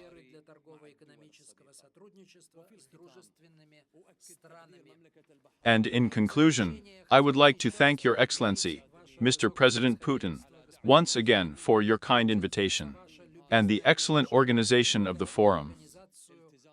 This indicates Russia's sincere desire to strengthen the international economic dialogue. We consider the St. Petersburg International Economic Forum an important platform for expanding our partnership relations with friendly countries, primarily with Russia. We are for cooperation for the benefit of sustainable development, which coincides with the goals of the Vision Concept of Bahrain in 2030. Peace be upon you, mercy and blessings of Allah.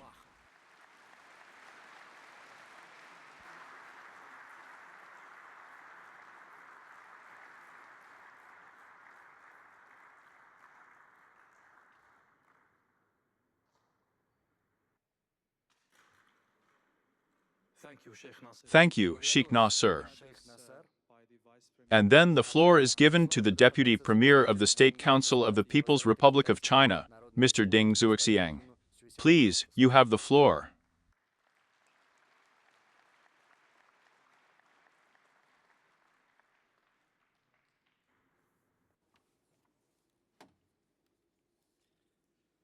Dear Mr. President Budi, dear participants of the BMF, ladies and gentlemen, friends, I am very glad to be invited to take part in the 28th St.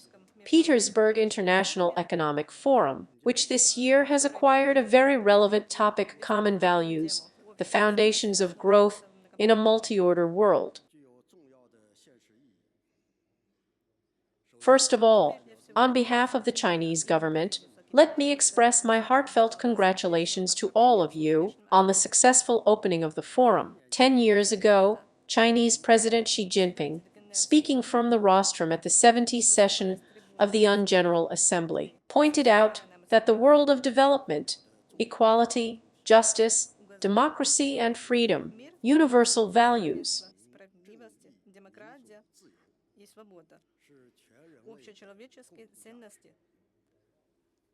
and the noble goal of the United Nations. The conclusion as such, which will be able to overcome differences in states, national and ethnic origin, social system, and ideological thinking, unite the whole world around the community of a single destiny of humanity, build the widest support and positive outflows from the world society. Against the background of unprecedented rapid growth in the world in a century, the effect of unilateralism and protectionism is intensifying. There is a divorce of hegemony, a power test and harassment, geopolitical conflicts are escalating, various risks have been transferred. Humanity, it turned out, will face many common challenges. Turning once again to the important statements of President Jinping, we consider it necessary to firmly adhere to the universal value, to implement the concept of a community, of a single destiny of mankind, to implement the concept of the Initiative for Global Development, global security and global civilization, to jointly promote the renewal of an equal, decent multipolarity of the world, inclusive economic globalization, for the sake of a peaceful, safe, progressive without a future of everything the world. In this regard, I would like to share the following considerations.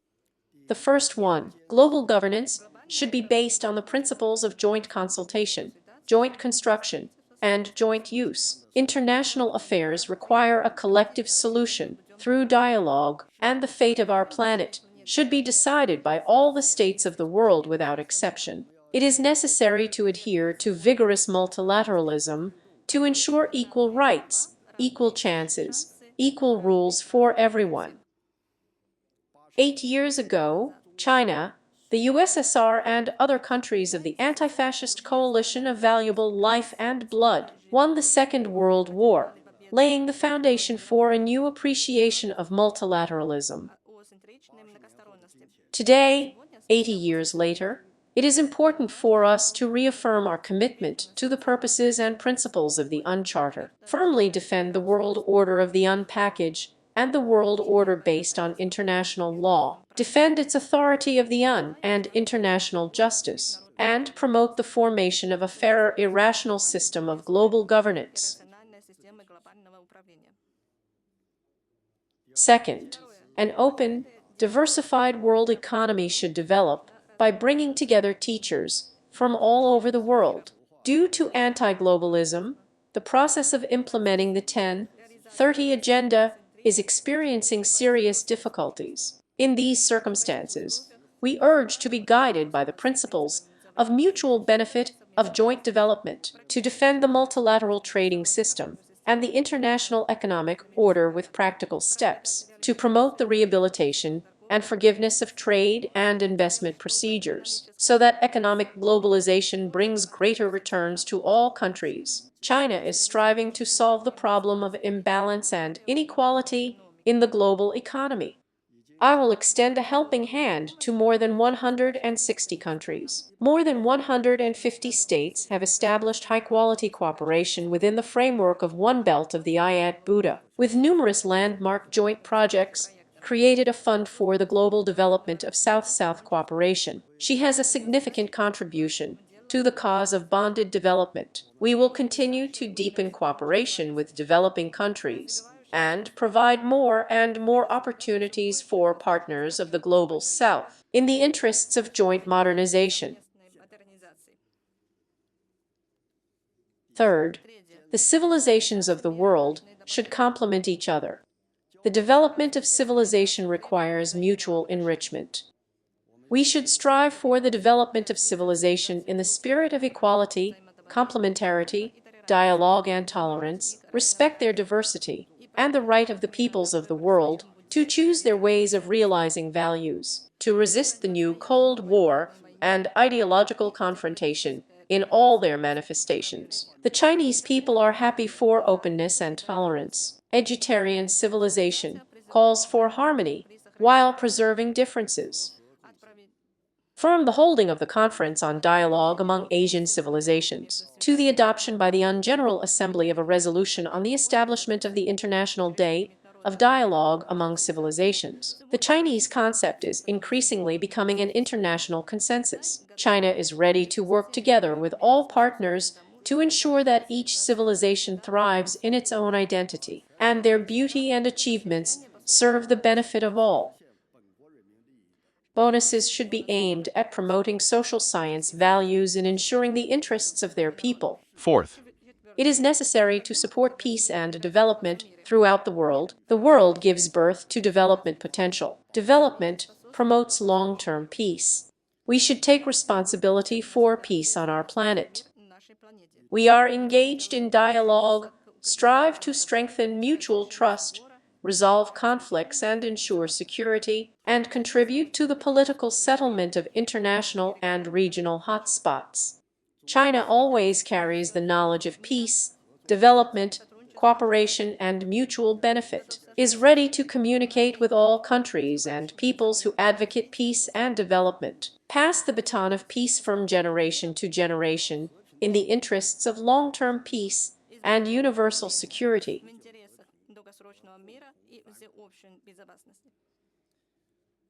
Ladies and gentlemen, friends, and yes, and Russia, being a permanent member of the UN Security Council and the leading growing economies of the world, are trusted friends in the spirit of hardened friendship and reliable partners of mutual support.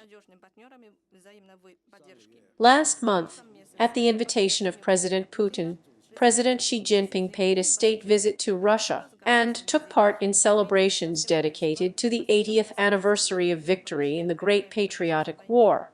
The two heads of state agreed to further strengthen political mutual trust and strategic cooperation. We jointly made an appeal to defend the results of the Second World War and international justice. Together with our Russian friends, we will anticipate important agreements of the leaders in life, play a more significant role in promoting a multipolar world and world development, and in improving global governance.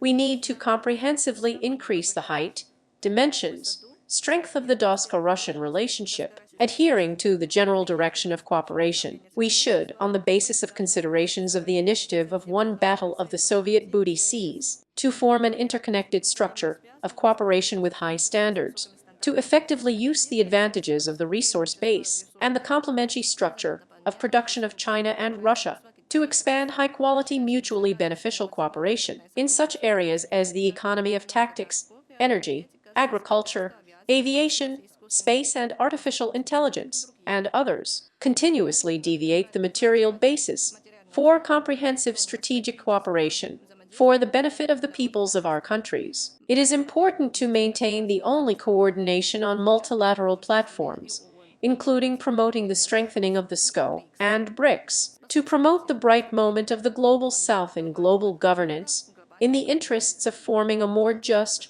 rational, visionary, diverse world. Ladies and gentlemen, friends, currently, China and all round promote the construction of a powerful state and national revival through Chinese modernization. This year, despite unfavorable external conditions, the Chinese economy still maintains positive dynamics.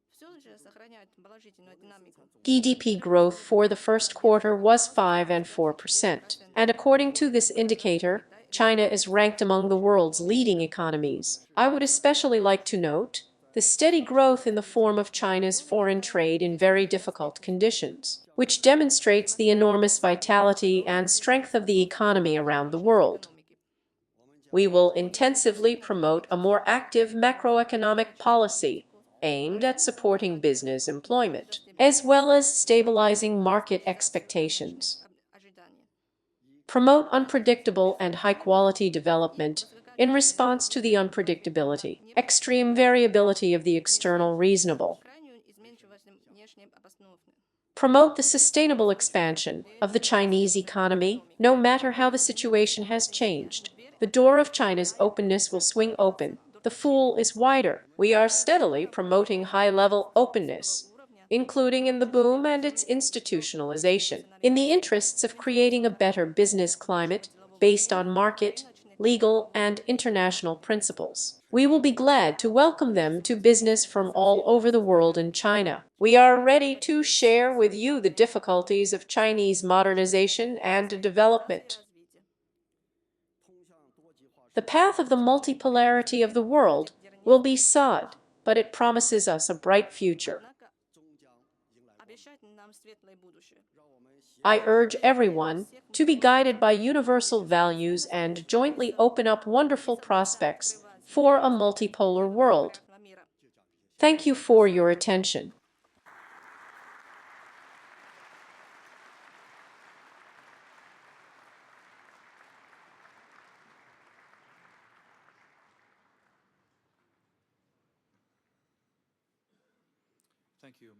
Thank you, Mr. Ding Xian. And now I would like to invite the Vice President of the Republic of South Africa, Paul Makatel, to come to the microphone.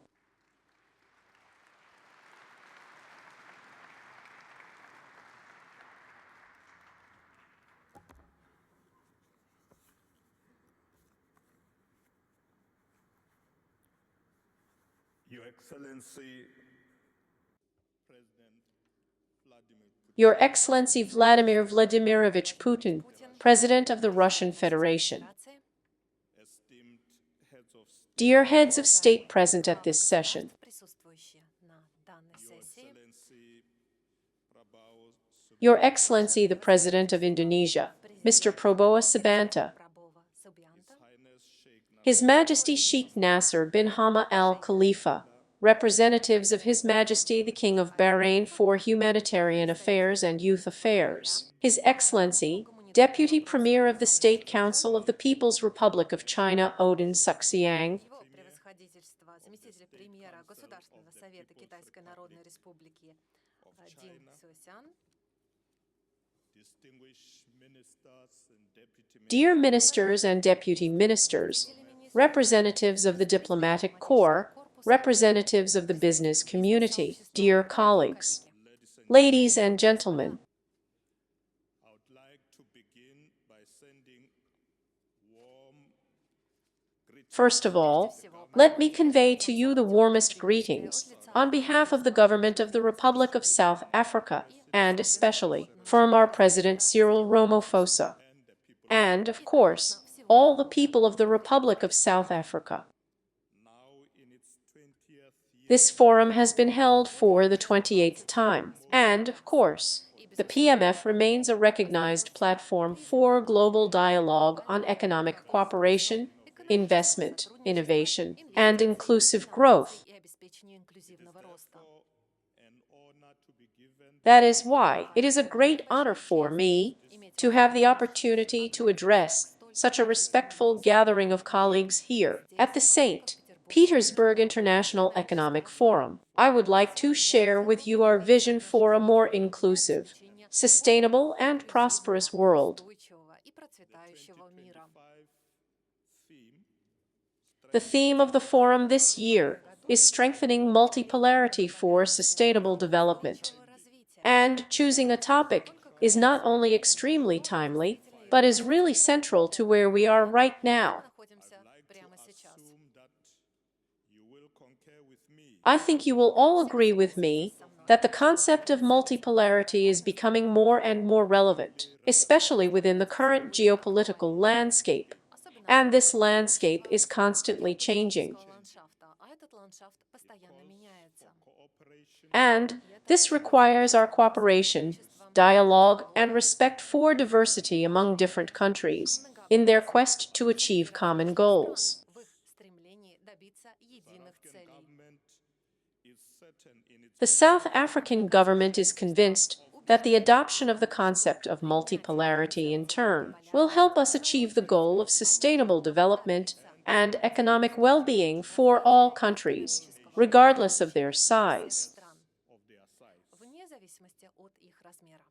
It is laudable that as I stand here It is also worth noting that as I stand here now speaking to you, I can state with full confidence that the Russian Federation and South Africa remain committed to a multipolar world order and actively interact on a variety of platforms such as BRICS, for example, and the Group of 20. Our cooperation extends to a wide variety of sectors, including trade, energy, and technology. Our goal should be to deepen bilateral cooperation in determining the world order. В определении мирового устройства. Russia has long played a strategic role in the global economy, being not only the largest producer of energy resources, but also a key actor in matters of food security, the development of industry, industrial technologies, and, of course, the introduction of innovations through the development of science. Russia is one of the largest exporters of millet, grain, oil, and gas. Нефти и газа. It should also be noted that the Russian presence is becoming increasingly visible in the development of space exploration, nuclear energy, especially nuclear energy for peaceful purposes, artificial intelligence, as well as more breakthrough production technologies. более прорывных технологиях производства.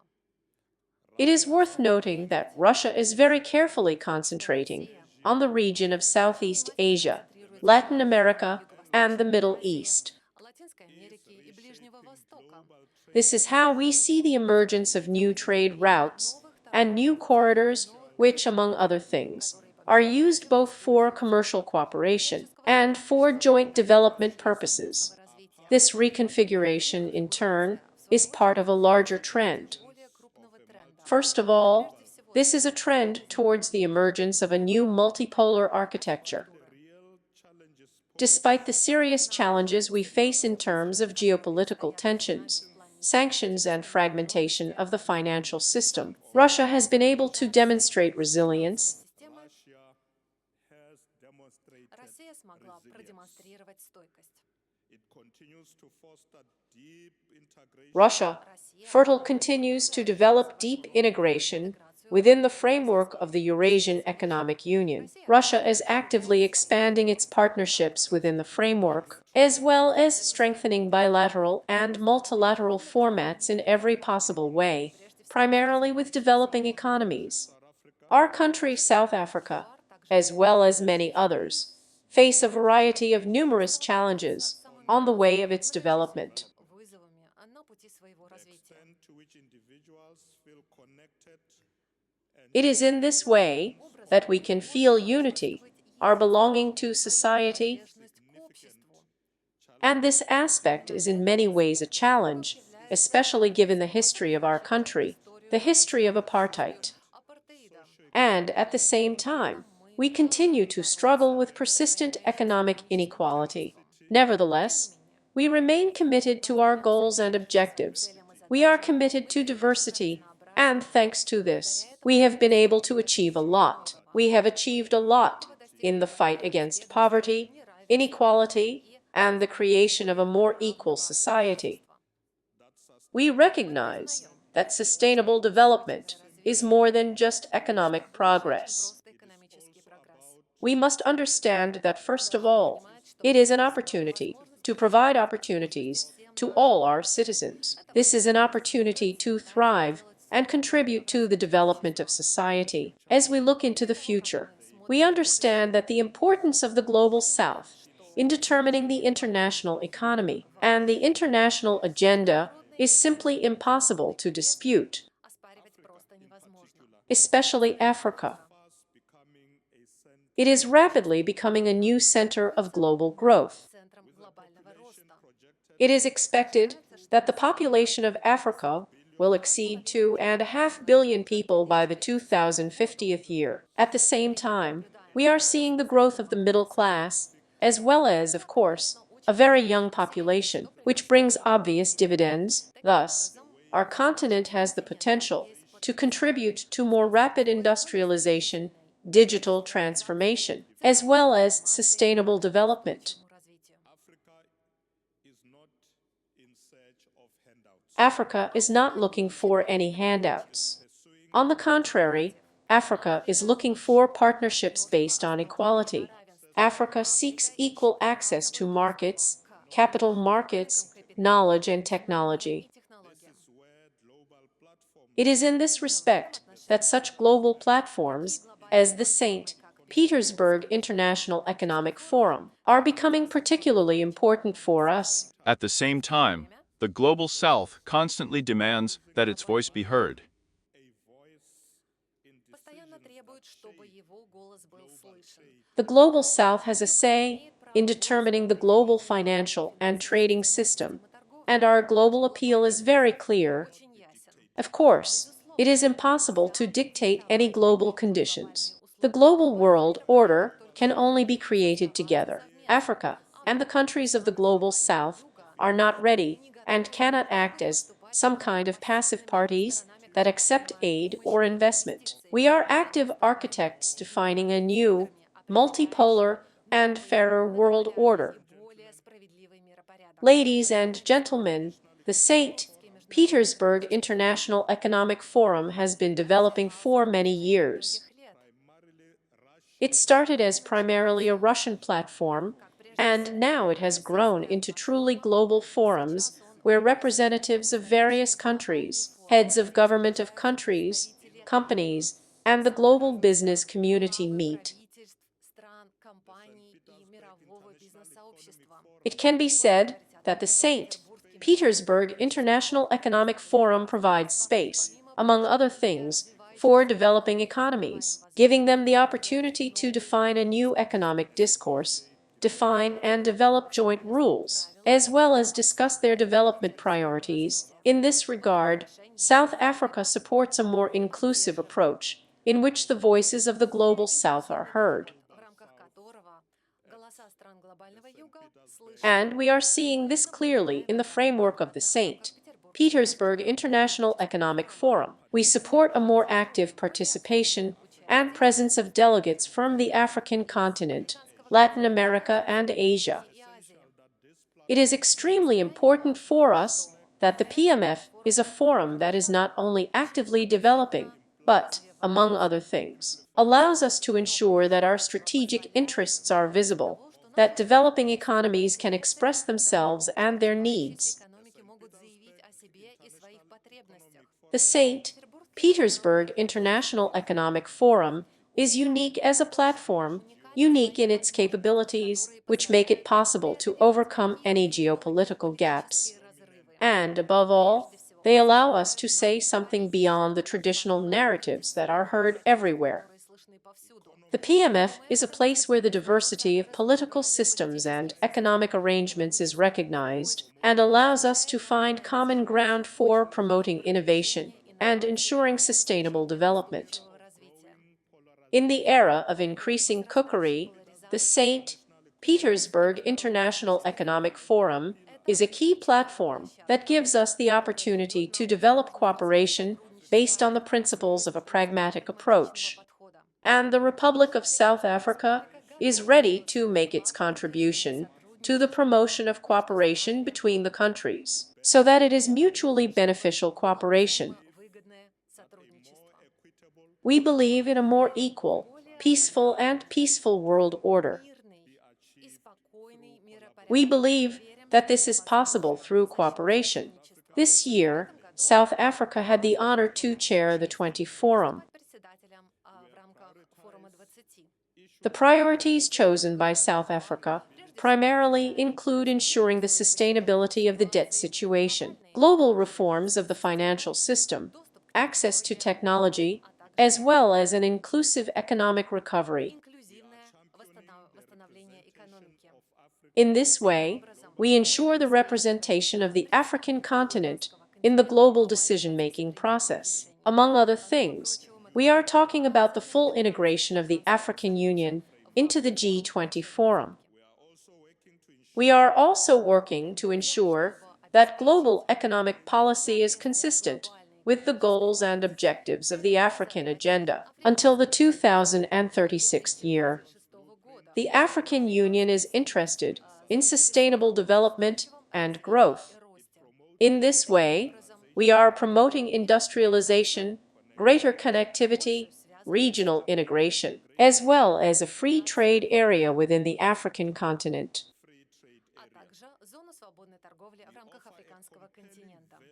Also, for our part, we can make a very profitable and attractive offer for global investors and partners. We see our country as a gateway to Africa. First of all, our country is guided by the principles of democratic governance, a reliable financial system, as well as a high-class infrastructure. The institutions in our country are strong, our people are resilient, and our vision is extremely clear. Our goal is to become a center of innovation, inclusive industrialization, and green growth. More than that, the Republic of South Africa has had experience of cooperation with various parties for many years. We have repeatedly demonstrated our commitment to peace as well as to building bridges. We are building bridges. We are a bridge between developing and developed economies. We are not just looking for partnerships. We offer solutions, decisions that are based on the reality in which our continent exists, and also take into account global aspirations. Among other things, the Republic of South Africa hopes that we will be able to turn the G20 priorities into a new reality for Africa, including recovery from the global financial crisis. This process cannot be allowed to exacerbate inequality. On the contrary, we must create opportunities for inclusive transformation. We are interested in creating an agreement on new financing mechanisms that will allow us to overcome inequality, and, among other things, it will allow the countries of the Global South to prepare to respond to any potential shocks and at the same time demonstrate resilience. Speaking about sustainability, it is extremely important for us to promote and strengthen the principles of a multilateral approach. A multipolar world and a multipolar approach are constantly facing pressure. We often see fragmentation. We see some nationalistic manifestations. These are serious challenges that, of course, require cooperation on an urgent basis. First of all, these are climate challenges, energy transition, ensuring food security. We face inequality in access to health services and digital inequality, among other things. It is in this context that we must once again emphasize our commitment to the principles of mutual respect, sovereignty, equality, and solidarity. We must resist protectionist measures, and instead, we should strive to create a global trading system that is based on the rule of law, inclusiveness, is transparent and fair. Developing economies should get more representation in various international organizations and institutions. We must accelerate reforms, first of all within the TO. This applies to reforms within the framework of the IMF, as well as other institutions of the Bretton Woods system, so that they can reflect the real state of things on the global stage. It is by strengthening the multipolar approach that we can use for the benefit of the collective capabilities of our countries the opportunities to create a future that will be more sustainable for future generations. The Republic of South Africa is ready to contribute to the promotion of international cooperation for the benefit of the future, beneficial for all countries.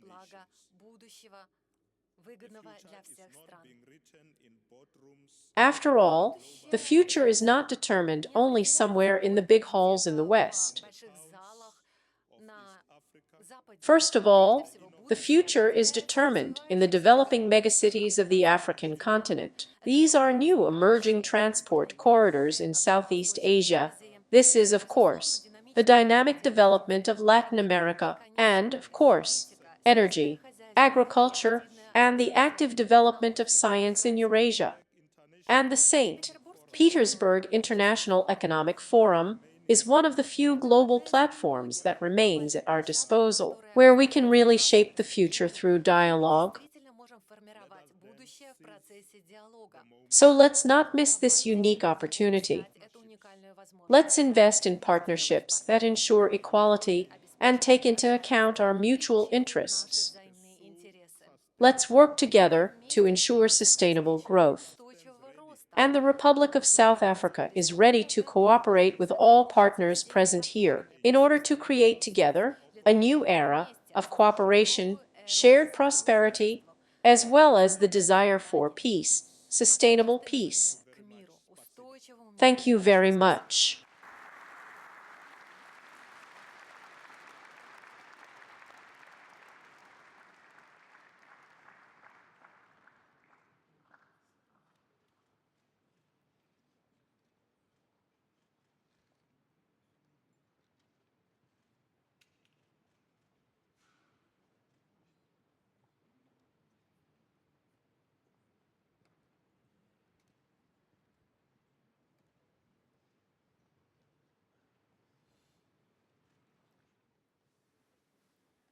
Thank you so much for Many thanks for very succinct and interesting speeches. За очень емкие и интересные речи. This only made my task more difficult.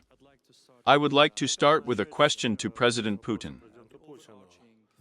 The main theme of this year's forum is related to common values in a multipolar world. Связано с общими ценностями в многополярном мире. This is a very ambitious goal. Амбициозная цель.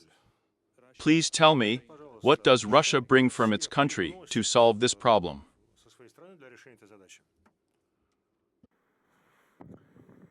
I tried to convey this in my speech. Это донести в своем выступлении. It seems to me that everything Russia is doing is aimed at uniting the efforts of all our partners, all our friends, everyone who wants to work with Russia to solve these global civilizational tasks. Хочет работать с Россией для решения этих общемировых цивилизационных задач.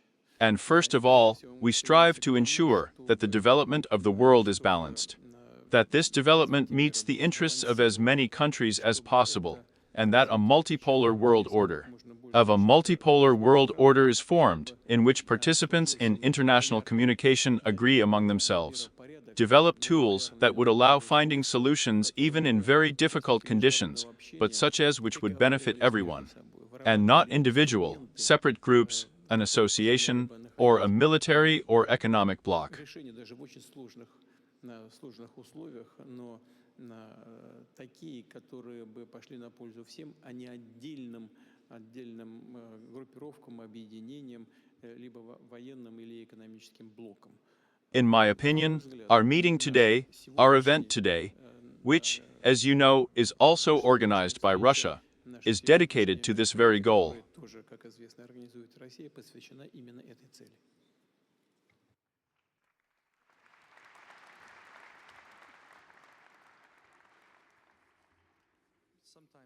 Sometimes, Mr. President, these efforts to form a multipolar world seem more like attempts to resist the existing world order, rather than some related efforts aimed at building a multipolar world, which we talked about. Какими-то связанными усилиями, направленными на построение многополярного мира, о котором мы говорили. Is there really such a goal in front of you, or are you just resisting an unfavorable world order? Приятному мировому порядку. In my opinion, I have already talked about this in different places at different times.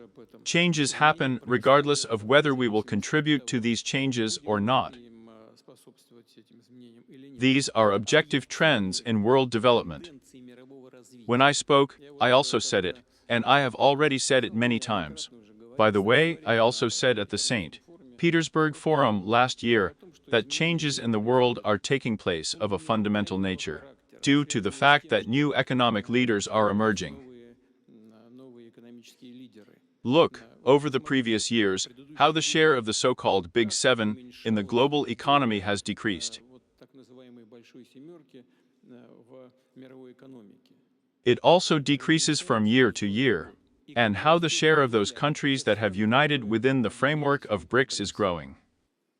This is an objective process.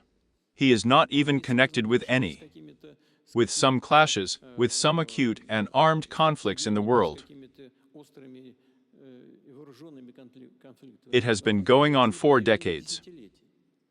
That's when they tell us, Нам говорят, here you, Russia, have made a turn towards developing relations with the global South, with Asia. отношения с глобальным югом, там, с Азией. No, we have made these decisions a long time ago, bearing in mind the trends of global development.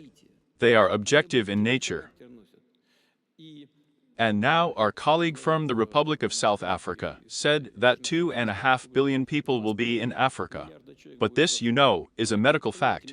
And so it will be. There's no stopping it. And all these countries, peoples, continents, they will strive for what? In order to achieve an increase in the level of well-being of their peoples. They will definitely, absolutely increase their economic potential and humanitarian potential. These are inevitable things that happen in our civilization. в нашей цивилизации. Our task is to give this process, the inevitable process, such a civilized character, and together, to make efforts. Цивилизованный that would not only accelerate these processes, but would make these processes the most balanced, so that decisions would be timely. The most effective, going to the benefit of all participants in this process, in particular including, by the way, those countries that, one way or another, inevitably lose their positions in the world economy a little. на благо всем участникам этого процесса. В том числе, кстати говоря, и тем странам, которые так или иначе неизбежно немножко утрачивают свои позиции. We are also ready to negotiate with them about everything if they want it. And if they want to maintain their monopoly position at all costs, if they want to preserve the instruments of colonial influence in the world, then they will have to, acting with these instruments, be content solely with the position into which they are gradually slipping. Над тем положением, в которое они постепенно скатываются. Вот, This is the meaning of everything we do in the country dimension, taking into account our domestic foreign policy, and together with our friends and partners. внешней политики и вместе с нашими друзьями и партнерами.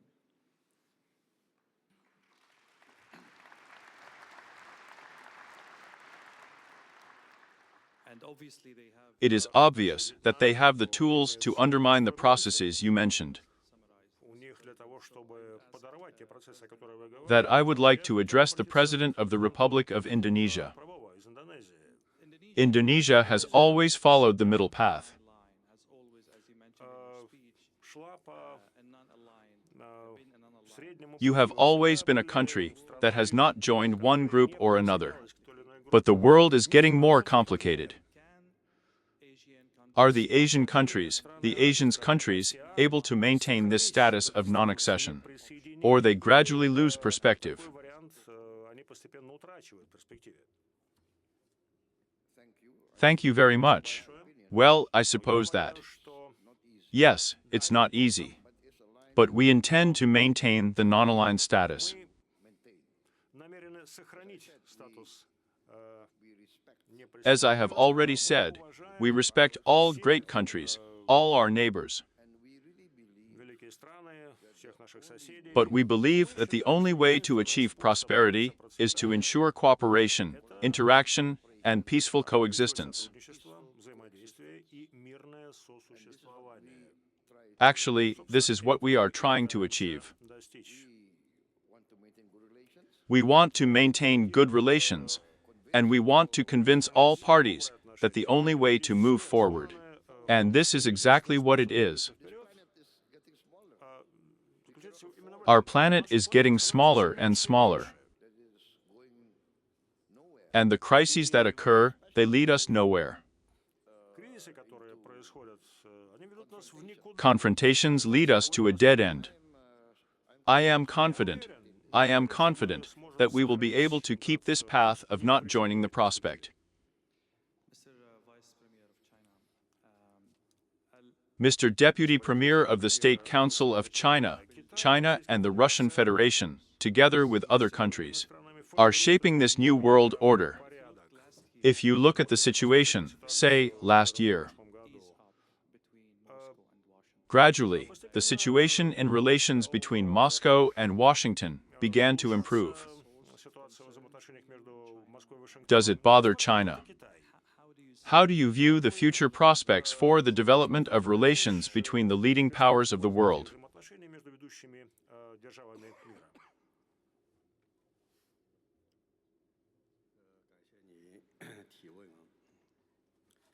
Thank you for your question. First of all, I would like to inform President Putin and all forum participants and friends to state our clear position. И всем участникам форума, друзьям, заявить нашу четкую The Chinese side welcomes the restoration of contacts between Moscow and Washington. Russia and the United States are the leading world powers and permanent members of the UN Security Council. постоянные члены Совбеза ООН, It would be abnormal if they have no. если у них без There are no contacts.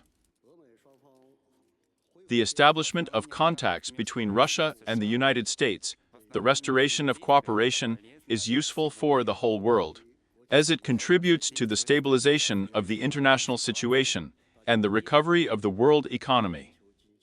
восстановлению мировой экономике. China and Russian relations. Отношения.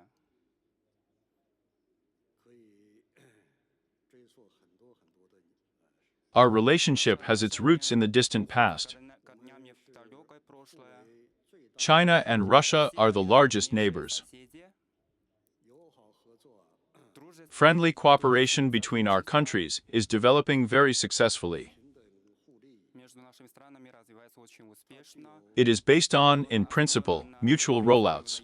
This meets the historical logic, meets the cultural traditions of the two countries, and it meets the strategic interests of the two countries. Отвечает стратегическим интересам двух стран.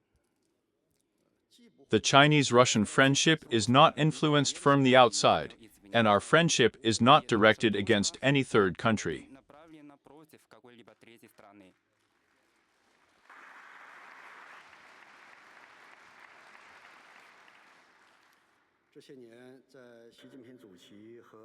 Yesterday, the chairman of SPIEF, under the strategic leadership of the SPIEF Representative Office and President Putin, Chinese-Russian relations reached a historic high.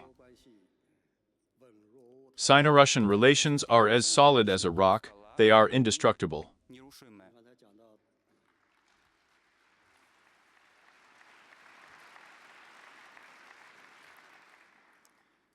As you said, the world powers have a great influence on the world order, and they play a very important role in protecting the world order. Chairman Jinping has called on many international platforms for the great powers to behave properly. В защите миропорядка представитель Симпин на многих международных площадках призывал к тому, чтобы великие державы вели себя как следует. As I understand it, the world powers must, first of all, actively fulfill international obligations, lead efforts to protect the onocentric world order.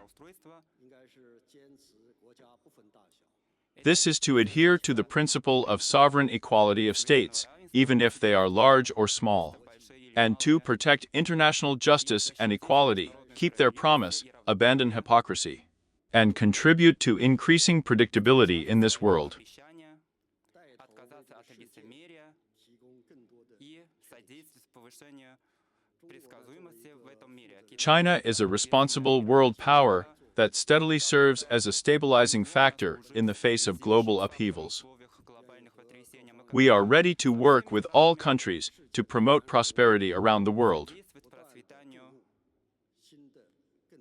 во всем мире. And thank you for my answer.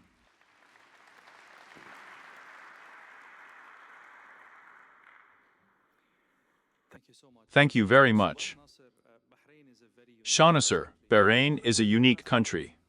You have very good, exceptional relations. You have wonderful, exceptional relations with Washington, but you are here today at the St. Petersburg Economic Forum, representing the majesty of the king. This is a unique situation. Probably it corresponds to the historical traditions of Bahrain, which has always served as a bridge between different civilizations. Please tell me how you plan to act in an increasingly multipolar world. Скажите, пожалуйста, как вы планируете действовать в условиях все большей многополярности нашего мира? What skills, what knowledge, what skills do you have in order to serve as such a bridge between the West and the East? You said a little bit in history. Let's remember what happened 5,000 years ago. You said that Bahrain provides a link between the West and the East.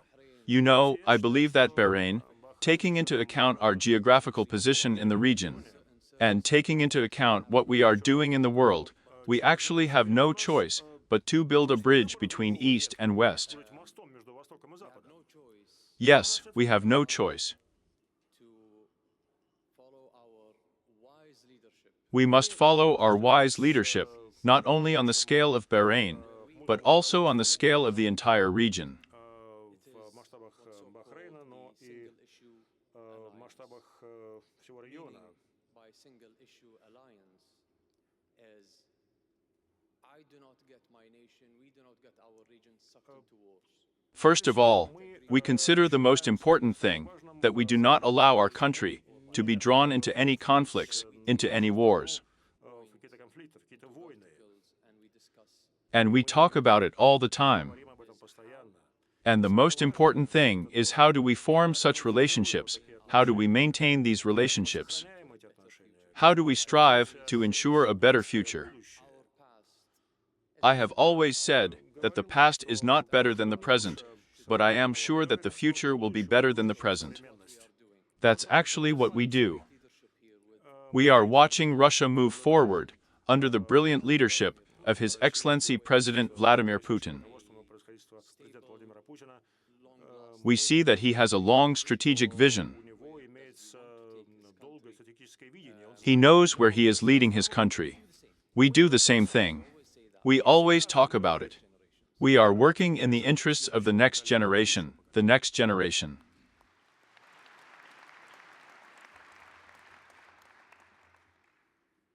Thank you, Chef. Thank you very much, Sheikh. President, South Africa. Mr. Vice President, South Africa is also a country with a unique historical experience both for the African continent and for the world as a whole.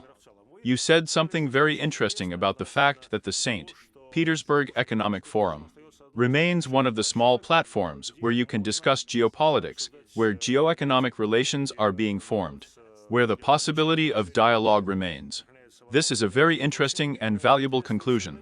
Could you elaborate a little more on this and explain what you meant? Why this platform remains one of the small unique platforms on which it is possible to conduct a dialogue? Thank you very much for your question. I want to start with what?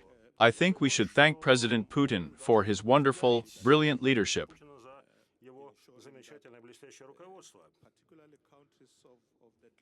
This is especially true of the countries of the southern global south. We should have a platform on which we could provide cooperation, could exchange ideas, could present innovative plans. Представлять инновационные планы. As I have already said, in our country, we believe that we do not need to turn to someone for some handouts. Считаем, что нам не нужно обращаться к кому-то за какими-то подачками. No, we need to focus on development, and the countries of the global south are able to do this. Сделать это. And we see it. We are developing. We are getting stronger. And I believe that we should continue to act in this spirit.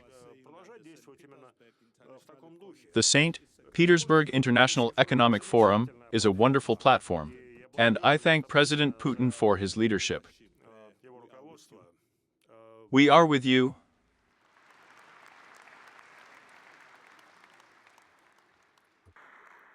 Let me bring the conversation. And now, if I may, I would like to turn our conversation from a general conversation about values to a conversation about specific conflict zones in the world. President Putin, you said earlier The statements are normalizing. that we hear statements that try to normalize the very fact that one country can kill the president of another country. может убить президента другой страны. This is, in fact, a conclusion from the statements that we have heard over the past few weeks. Yes, it is certainly possible to say that the spiritual leader of Iran, strictly speaking, is not the head of state, but nevertheless Ali Khamenei has the necessary powers to enjoy the principles of international protection nevertheless. It does not matter what position you take on Iran when we are trying to normalize the very fact that the president of one country may call for the assassination of the president of another country. Can we say that some new rules are emerging? Obviously, these rules, if we can say so about them, contradict the values that we talked about here, don't they? You know I'm trying. Colleagues have spoken, and I try to mark some things for myself in order to remember something later, including what you just said, dear colleagues. Кое о чем потом вспомнить. В том числе отметил и то, что вы сейчас только что говорили, уважаемый коллега. Here's what you said when you discussed it with my colleague from the People's Republic of China. You said so. I wrote it down. Моим коллегой из Китайской Народной Республики вы сказали так, я записал. the Russian Federation and China are forming a new world order. Новый миропорядок. Russia and China are not forming a new world order. We are just making it out.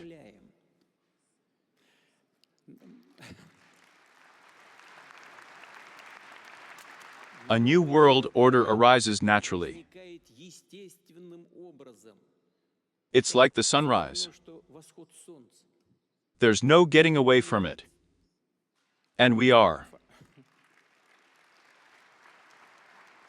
And we are formalizing it and, perhaps, clearing the way for this process so that it is more balanced and meets the interests of the vast majority of countries. И отвечал интересам подавляющего большинства стран. We very much hope that all countries will be aware of this and eventually understand that, as I have already said, that this way, a way to find a solution, is better than a way of pressure. То вот такой способ найти решение, он лучше, чем способ давления. And, in fact, the essentially neocolonial world order in which humanity has lived for many, many centuries, if not millennia. Миропорядок, в котором жило человечество на протяжении многих столетий, если не тысячелетий.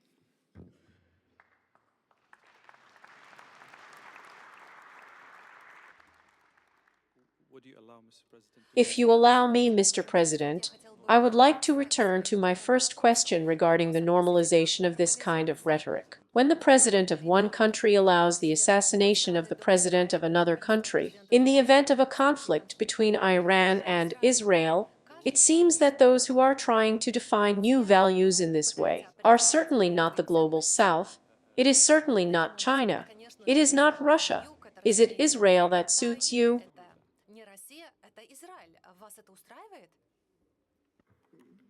Well, I would really like these things that you have said to remain at the level of rhetoric.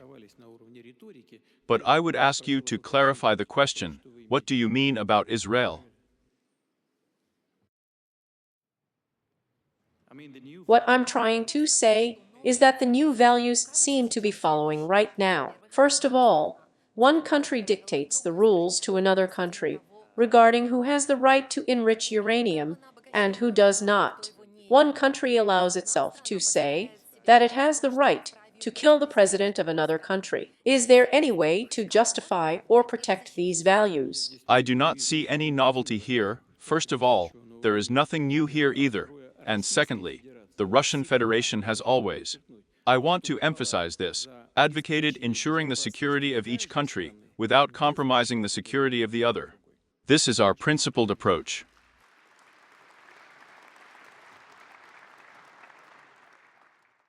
This is the answer as a whole, it would seem, in a general way. But no. I assure you, this is the practical policy of the Russian Federation.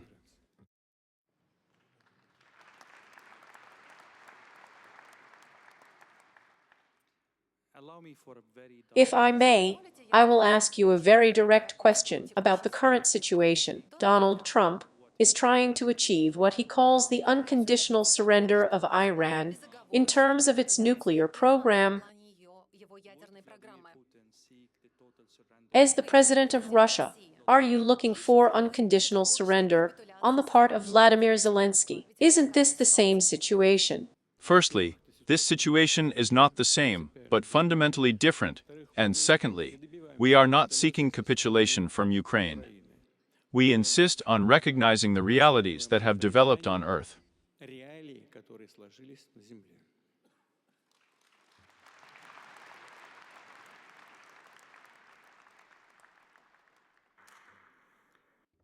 Sheikh Nasser, I'll go back to you. Sheikh Nasser, I would like to address you again. As you can see, our conversation is developing, and we can feel the level of tension that exists on the world stage. If I may return to the question of how the Gulf countries are moving from one success story to another. And Bahrain, without any doubt, is a success story as a country despite all the turbulence, despite all the hotbeds of tension that we see in the immediate vicinity of your region, and even in it, How do you manage it? And what lessons can you bring for all of us? What can we learn from you? First of all, I must thank Allah for the very wise leadership that has been given to us. A smart person tries to solve the problem, and a truly wise person will avoid the problem. We are in the Gulf region, and in my beloved home Bahrain. I am very pleased that President Putin also loves this quote. Please, you can use the quote that Bahrain is essentially a kind and second home for us, in our country, in the kingdom. We are used to talking about figures and facts. We are making our plans based on the facts, and today we heard the speech of the President of Indonesia. This is a person who sets tasks for himself and exceeds these tasks. And he set himself a goal that he had to accomplish in 4 years, completed in a year. Our region also wants to develop according to the same principle, especially now in extremely turbulent times, when literally every night something happens. Look at the figure, at the real estate statistics on the stock markets. There is a great degree of confidence that we see from investors, thanks to our leadership. And in this beautiful city in St. Petersburg, I met with the leaders of leading companies in Russia. We communicated and realized that we share a common vision, spirit, and values, especially in times of conflict. All we are looking for is ways to reduce the tension of de-escalation, search for peace, a better future for everyone. And, Mr. President, we in the Gulf states, and especially we as the Kingdom of Bahrain, want to assure you that we, like you, know that sunrise is inevitable, and we always watch this sunrise and admire it. And here in St. Petersburg, we do not stop admiring the white nights, when it is always light. Mr. Vice President, Sir, as I mentioned, Vice President of South Africa, as mentioned earlier, your country has a unique position historically. how it evolved. Regarding how your country has developed and how it has been looking for ways to solve and correct everything that has been done in relation to your country, all the mistakes that have been made in relation to your country. When I was preparing for this conversation, I couldn't help but think about the last president of the time of apartheid, and this man, in fact, became part of the changes, and it was this decision of his that made it possible to avoid a lot of bloodshed and even more chaos. What can we learn from this story? What lesson does this episode of history teach us? If some stories start hitting the wall like peas, what advice can you give the regime? How can they change in the same way that the Republic of South Africa once changed? Well, first of all, de Klerk, the last president of the apartheid, whom you chose, is not the best example. He was defeated. He was forced to sit down at the negotiating table. He was forced to surrender. This made him do the people of South Africa. He didn't make it voluntary, but I can say that leaders should recognize the fact that we are able to overcome differences through peaceful ways. But nevertheless, we have to be straightforward, and it seems to me that the example you gave, Mr. Moderator, is very relevant in this regard. In the end, he sat down at the negotiating table. He sat down and was straightforward, even if we forced him to do it. And when he sat down at the negotiating table, he was generally satisfied because, in general, there were no options left. He was pleased and was ready to participate in these negotiations. Yes, he tried to imagine himself as another Nelson Mandela. Of course, he is not. He has never been. And, of course, it was thanks to the African people that he was forced to sit down at this table and start talking about peace. But this example can be useful for other countries as well. And, as you know, South Africa takes a very active position on the African continent. We are actively involved in peace negotiations. This directly concerns South Sudan. It concerns the Republic of the Congo, the Democratic Republic of the Congo, and of course our experience, historically, gives us certain advantages. We have learned a lot, we know how to negotiate, but nevertheless, there are situations when the masses have to show their voice, when they themselves have to fight for their rights. That's exactly what the people of South Africa did. President, you Mr. President, you're shaking your head. You've been shaking your head. When I asked my question to the representative of South Africa, can you share your thoughts? What were you thinking when you shook your head? What do you think about forcing the opposing sides to sit down at the negotiating table? Is it necessary to defeat one side first? Does she need to be forced? Or maybe you can somehow skip this stage and immediately sit down at the negotiating table. It seems that our world cannot afford to lead so many conflicts while simultaneously expecting defeat. If I may say the following, Nelson Mandela is a real icon for me. He's a real hero. And for me, it's a source of inspiration. He was put in prison for many years. He was threatened with the death penalty. This is the charge that was brought, and this is the sentence that was passed against him. And yet, he didn't give up. He has shown that he is ready to sacrifice his own life, to sacrifice it for the principle of freedom. But it seems to me that the greatness of Nelson Mandela is manifested in something else. When he got out of prison, he worked to achieve reconciliation. Reconciliation with past enemies. It seems to me that this is the true greatness of Mandela, and that's what I'm trying to learn from him. I am trying to follow this principle in my internal policy. I have found reconciliation with many of my former opponents. For example, we had a long history of confrontation between our separatists, and I think it was a very long process. It lasted almost 30 years. Such a confrontation took place, but imagine the former head of the Liberation Army fought against us for 25 years, even more.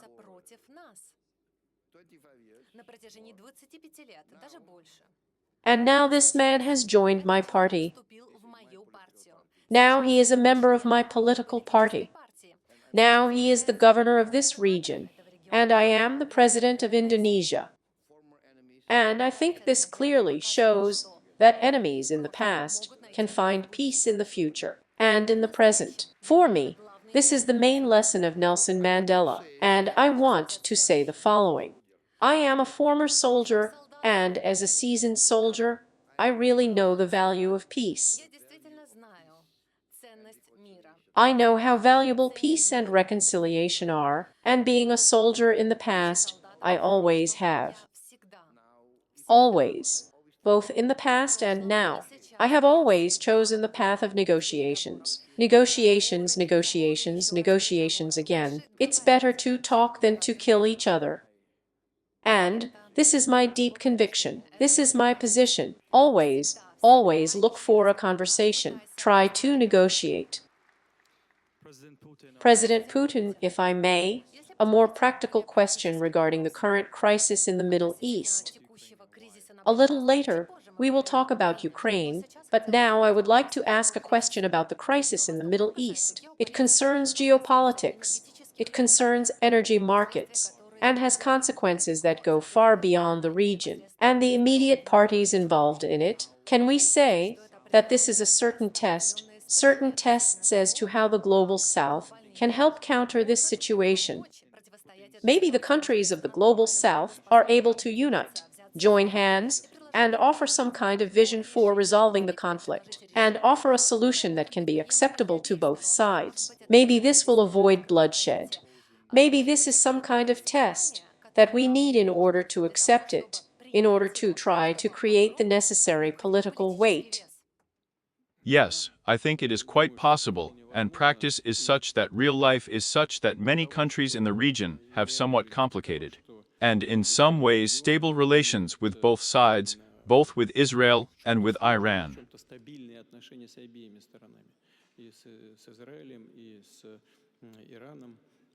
And this gives reason to believe, think and hope that the Global South as a whole, and the countries of the region in particular, can influence this process so that the acute phase of the conflict ends. When I said that our principled position of Russia is that the security of some countries is not ensured at the expense of security others.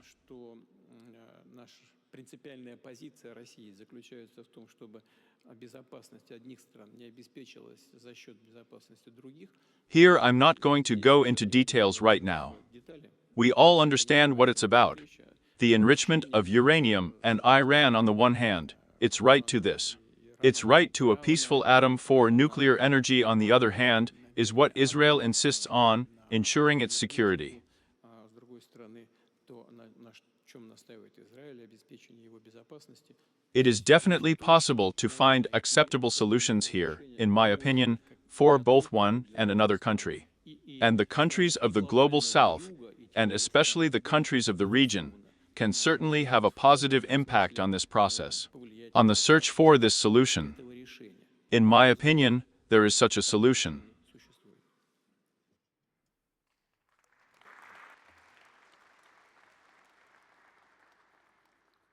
Actually, today, the Russian I would like to say that just today Russia's representative at the UN said that the only way to move forward is to find a political solution to the current conflict between Iran and Israel. preliminary points Are there any preliminary points from which we can start to find a solution, or is it too early to talk about it? It is always better not to get ahead of yourself in such cases, so as not to harm this process. But in my opinion, there are such points of possible contact. Соприкосновение есть. We state our position to both one and the other country. Другой стороне. As you know, we are in contact with both Israel and our Iranian friends. Друзьями, We have some suggestions with our participation. с нашим участием. In no case do we even want to draw attention to this. We do not seek mediation, we just offer ideas, and if they turn out to be attractive to both countries, we will be only too happy about it. Оказаться привлекательными для обеих стран, мы будем этому только рады. But, I repeat, we are on contact with Israel. As you know, not so long ago, I talked with Prime Minister Mr. Netanyahu, and with the President of Iran, and with the President of the United States, who, of course, are directly involved in all these processes. Во все эти процессы. He presented them with his vision, a possible move forward in the direction of resolving the situation. Управление разрешения ситуации. Well, let's see. Посмотрим. Now our proposals are also being discussed. We have contacts with our Iranian friends. They happen almost on a daily basis. So we'll see. I would very much like this, including our ideas, to be implemented. Идеи были реализованы.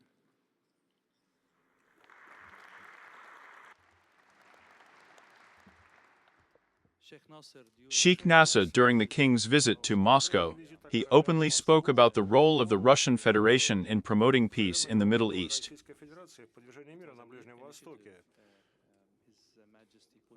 This is an initiative that His Majesty announced at the Manama Bahrain summit, and he spoke in great detail about the role of the Russian Federation in achieving peace as a key role. Российской Федерации в достижении мира как о ключевой роли.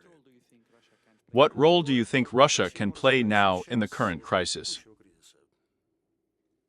Yes, you are absolutely right. During our previous visit, and after the Arab Summit, which was held in the Kingdom of Bahrain, we called for a World Peace Forum, and we would like to find a solution to any conflict. И мы хотели бы найти решение любому конфликту. His Majesty, being the leader of the world, leads countries to the peaceful resolution of conflicts, as President Putin does. К мирному решению конфликта, как это делает и президент Путин. You just heard the President say that Russia does not want to act as a mediator. Что Россия не хочет выступать в качестве посредника. I think intermediaries always confuse the situation. Any suggestion, any wise words that can be uttered now, are very necessary in order to avoid escalation. Чтобы избежать эскалации. This is the most important thing, to avoid escalation today. Thank you very much, Chief Nasser. I would like to address President Putin again. Let's talk about Ukraine. how Like the war in Ukraine. is the war in Ukraine Война of the value в Украине that St. Petersburg It correlates with the values that we are now trying to voice within our forum and are trying to protect and emphasize. пытаемся защитить и подчеркнуть. It's very simple and directly related to what we talked about, to what I talked about. I have said that the security of one country cannot be ensured at the expense of the security of another.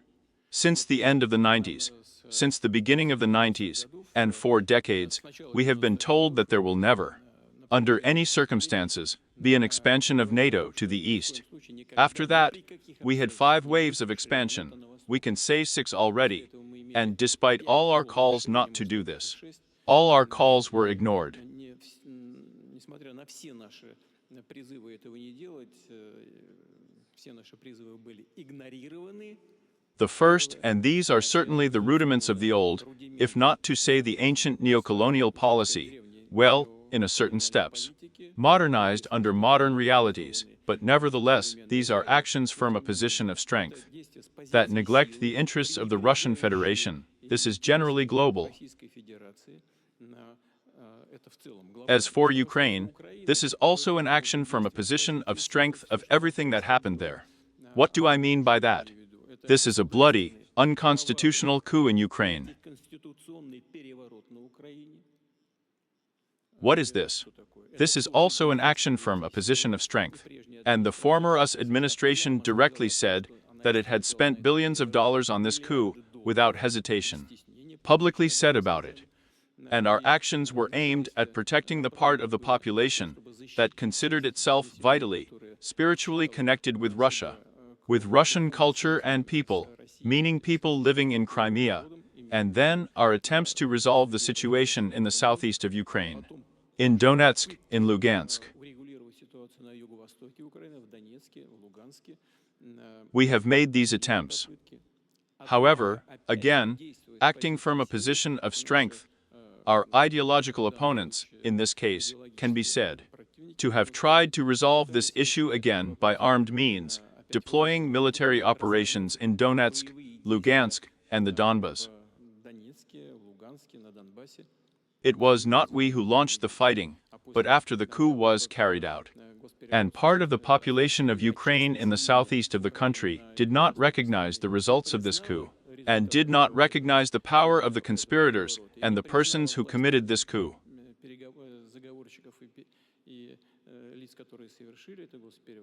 We tried to negotiate peacefully, to glue the situation together, but our partners, let's call them in quotation marks. Now it turned out later that they started this whole peace negotiation only for one thing, in order to pump Ukraine with weapons and continue these hostilities.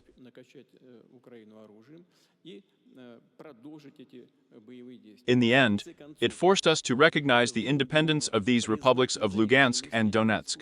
But we did not recognize it for 8 years, but tried to negotiate for 8 years. But we were forced to recognize their independence, and then begin to support them, including armed support, in order to put an end to the war unleashed by our opponents in the West, and those on whom they relied, and are now relying in Ukraine. Extreme nationalists and neo-Nazis.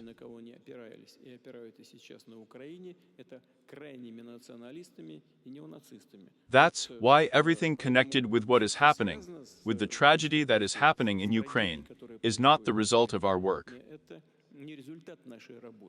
This is the result of the work of those who do not want to put up with the global changes taking place in the world.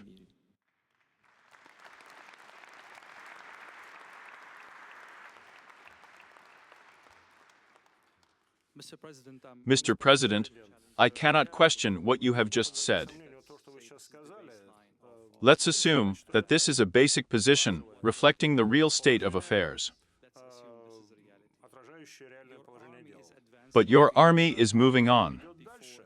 It goes beyond the 4 regions that Moscow considers its own. What is the final result you see? Where can your army reach? You said something about the regions in Ukraine that we consider our own.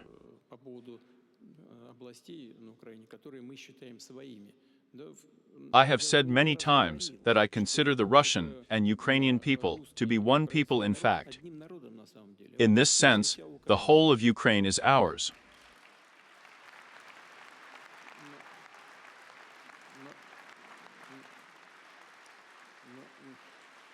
But we proceed from the realities that are developing.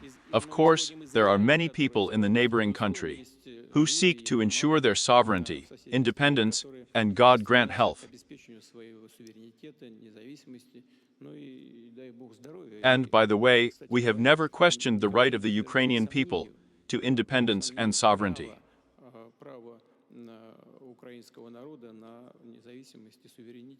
At the same time, the grounds on which Ukraine became independent and sovereign were set out in the Declaration of Independence of Ukraine 1991, where it is clearly written in black and white that Ukraine is a non-aligned, non-nuclear neutral state.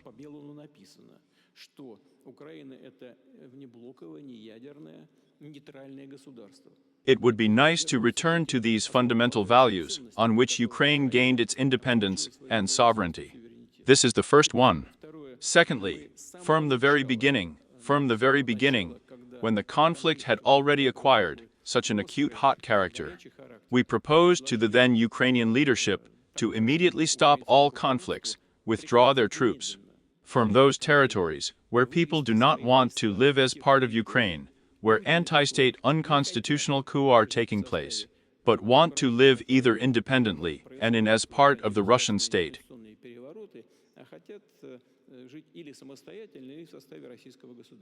They refused. Next, these are not political decisions, but the logic of military operations. Because military people look where it is better, where are the ravines, mountains, where are the rivers, where it is better for the troops to go in order to achieve the final result with the least losses. There is a certain logic of fighting. And the troops find themselves in different territories. But we have such an old, this is not a saying, not a parable, but an old rule where the foot of a Russian soldier enters, it is ours.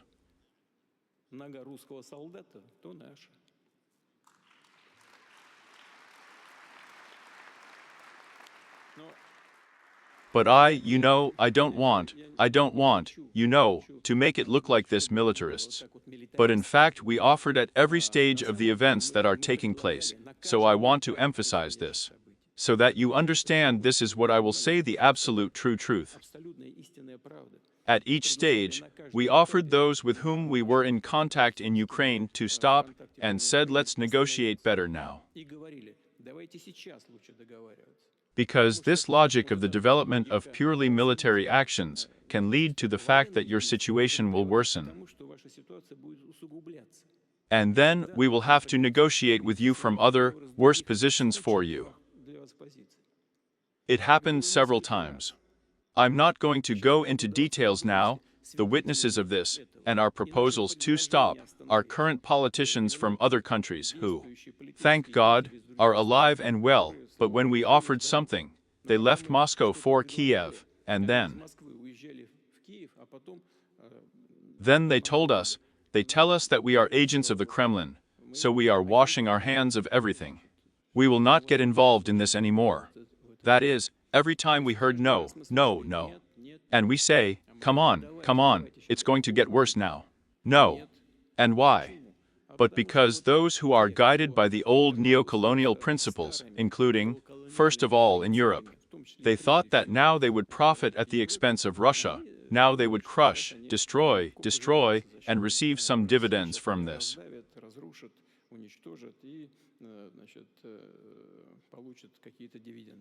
That is why former Prime Minister Mr. Johnson is sure, and I also have no doubt with the filing of the former US administration.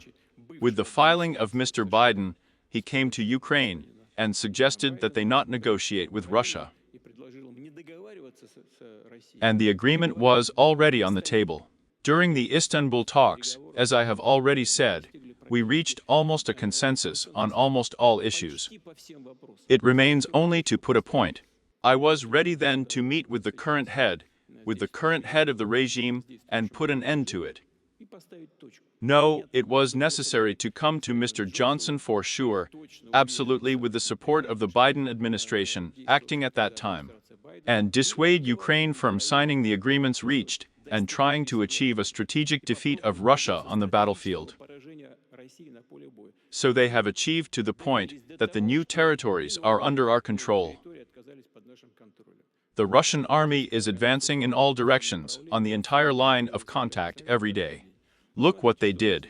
They took it, got into our Kursk region, so, first of all, they lost 76,000 people there. But it's a disaster for them, 76,000. In the end, as we said, we knocked them out of there, but they created a threat to us and began to create along the entire line of the state border with Ukraine into other neighboring regions. What did it lead to? They don't have enough personnel as it is. And now we are forced to create a security zone along the borders in very many areas. And they are diverting their armed forces there, which are already lacking in the principal areas of the armed struggle.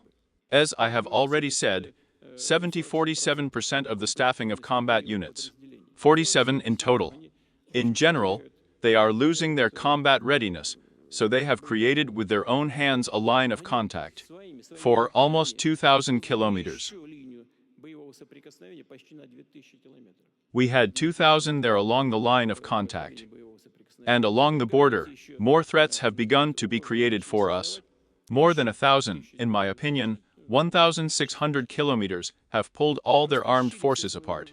It's hard to imagine more nonsense from a military point of view, creating problems for yourself, But we have to react to it somehow, so you said there are some other territories there. But there are, well, in the line along the state border. They got to us in the Kursk region, so they committed a whole lot of crimes there, and crimes against the civilian population.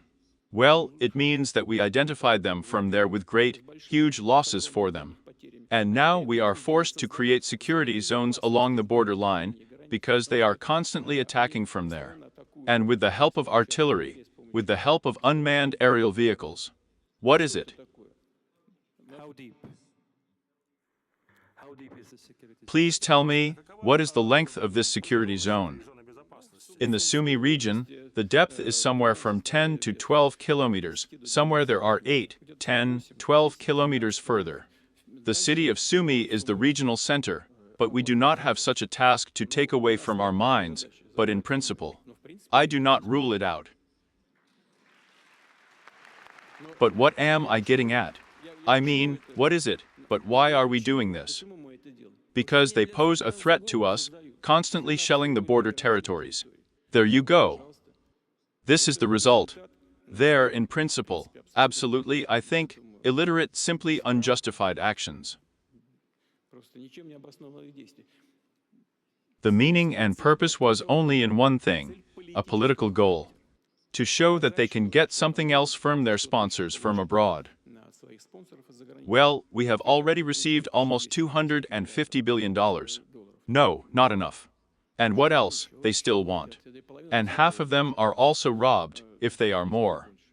That's why we are now in these territories.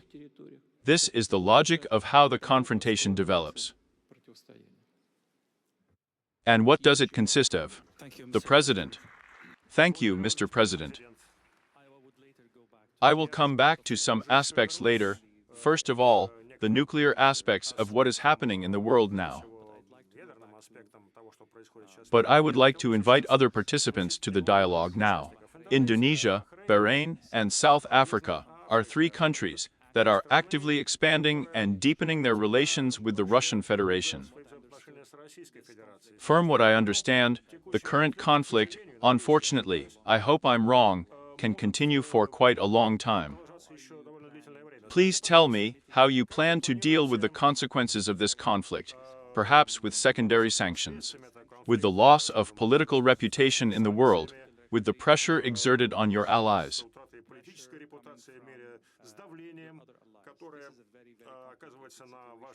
This is a very difficult situation, which I would not like to find myself in, but this is the real state of affairs. The phase has begun, Mr. President. To be honest, I did not quite understand your question, that you are asking about secondary sanctions. I will simplify the question. I will say the following. Indonesia's position is very clear. Our position is that the movement is not joining. In the case of the conflict in Ukraine, It seems to me that 2 years ago, we proposed an immediate truce. Немедленное перемирие. Immediate. And it seems to me that at that time, the reaction from Russia was very open and generally even positive. И в целом даже положительный. But the reaction from Western governments, Западных стран, no, I will be frank with you, not all governments of Western countries, but in many Western media, there were obvious attacks and the most ardent attacks against me. в мой адрес. They wrote that I proposed the idea of peace based on a cemetery, Идею мира, основанную на кладбище. and a lot of Western journalists accused me of this, Меня обвиняли. but we always offer a peaceful solution. Всегда предлагаем мирное решение. And at that moment, I just wanted to remind everyone, look at the conflict between North and South Korea. Now there is a demilitarized zone under unmonitoring. The war has not officially ended yet. Официально еще не закончилось. Until now, nevertheless, certain peaceful conditions have been created. That is why we propose the following. Предлагали следующее. People from Ukraine, the Russian-speaking population that lives in certain territories, Проживает в определенных территориях. why not freeze the conflict? Yes, of course. We are very far from the place where this conflict is unfolding, but nevertheless, we always want to promote a peaceful solution to conflicts. Who can lead sanctions against us? I just don't get it. About Sheikh Nasi, if I may, I will address the same question to you, the question regarding secondary sanctions. Is the risk of secondary sanctions that Russia's friends may face? I think we can agree that this is part of reality today, and many countries are paying attention to this. For them, these are risks, and they cause concern for many. And what is your position? How do you navigate in this situation, trying to save face, protect your reputation, and avoid sanctions? You said friends of Russia, and of course the Kingdom of Bahrain considers itself not only a friend of Russia, but also a friend of the whole world. As I have already said, we consider ourselves a bridge. We want to act as a bridge between the conflicting parties. Our arms are always open. I would not say that we take a neutral position.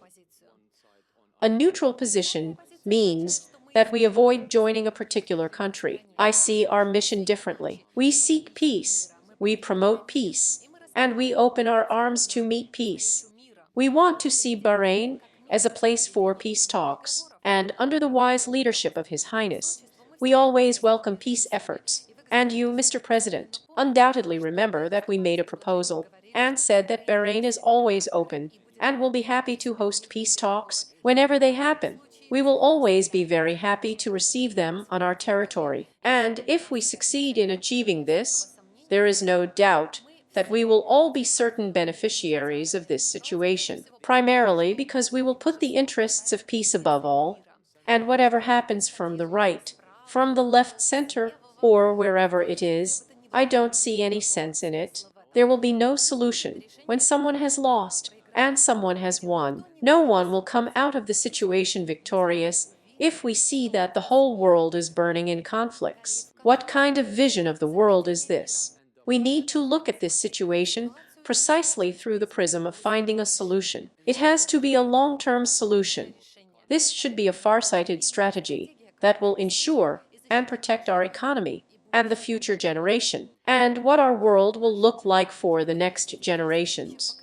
These are undoubtedly difficult questions. It is very difficult to find answers to these questions today, because this is a conversation about the future. But all I know is that we have today, and again, every time, watching the sunrise, thinking about what is happening today. And when I look at the world around me today, I see that people adapt to the situation, they change, they adapt and hope that thanks to the wise leadership, vision and leadership of President Putin, people hope that something good will happen. And that's why I'm an optimist. I look at the situation and see opportunities. I see opportunities for my country, and I see opportunities for all of us, opportunities to overcome the war. If we look for solutions together, How can we find a solution? If we succeed, then we are on the right track. It is with this attitude that we are moving in the right direction. If we don't think about it, then we probably aren't looking for a solution. Therefore, I would suggest not to dive too deeply into these problems, but nevertheless let's look ahead. Keep your head high, let's straighten our shoulders, and look into the future, because together with you we determine it. Is this exactly how our kingdom navigates in today's reality? That's an excellent answer.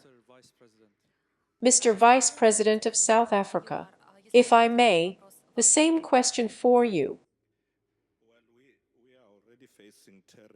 Well, South Africa is already facing a tariff war, and this tariff war is unfolding right now as we talk. If country sanctions are added to this, well, this is a situation that we will have to work with. I have already said that the path to multipolarity is never easy. It can't be easy. All that we need to do to ensure equality in the world. If we are not ready to tolerate that someone dictates conditions to us, then it will take effort. It's never easy, but it's in the most difficult times that friends should stick together. And this is how we see these challenges. We accept them together.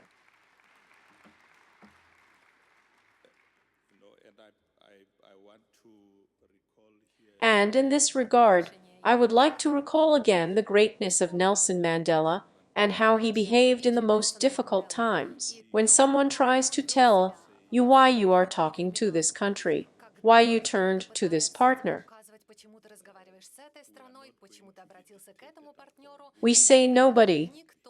We won't let anyone dictate to us how to choose friends. We choose our friends. We are together with our friends, even in the most difficult times. And that is why the countries of the global south must work together. We are already doing this. We are already united. But, of course, we will accept this challenge together. I am sure we will overcome it.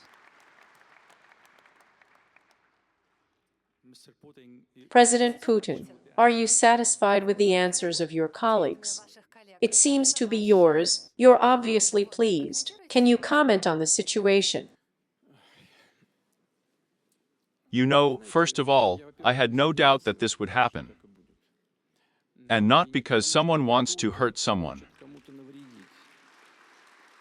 or someone wants to say something nice to someone. That's not the point at all. We are going back to the beginning of our discussion again, when I said that changes in the world occur naturally, like the sunrise.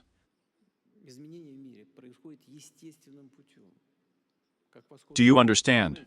And that's what it's all about. What did you say? Here Russia and China are shaping a new world. We don't break anything. Do you understand? That's the whole problem. We don't create difficulties for anyone. Here's the deputy. The Prime Minister of the State Council said, "Our friendship, our relations are not directed against anyone." It's true, it is. We just formalize what happens naturally in the world. It will still happen.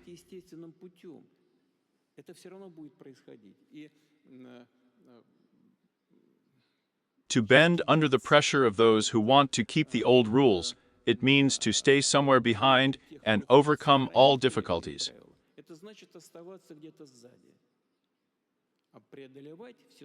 Everything, including tariff wars, including sanctions, and so on. Overcoming means going forward. We are friends with those, we cooperate with those who want to go forward. And he is ready for it, accepts this challenge, and is ready for it.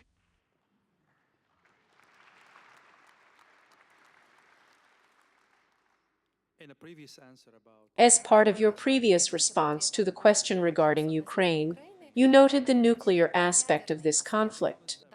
Very implicitly. To be honest, I've read some of the reports. Most of them are published and covered by the Russian media. There is some assumption that Ukraine could potentially use a bomb against Russia, and theoretically.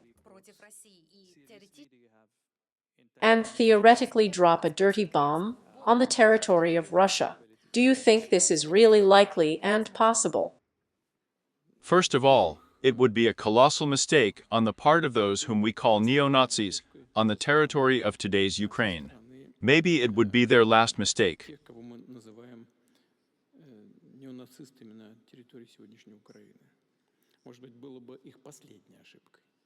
Because in our nuclear doctrine, but also common sense, and the practice of our actions always says that we always respond to all threats that are created to us in a mirror way. Отвечаем на все угрозы, которые нам создают, зеркально. We respond always and always in a mirror way. Да, зеркально. Therefore, our response will be very harsh and most likely disastrous for the neo-Nazi regime and unfortunately for Ukraine itself. И для неонацистского режима, а, к сожалению, для самой Украины. I hope it never comes to that. До этого никогда не дойдет.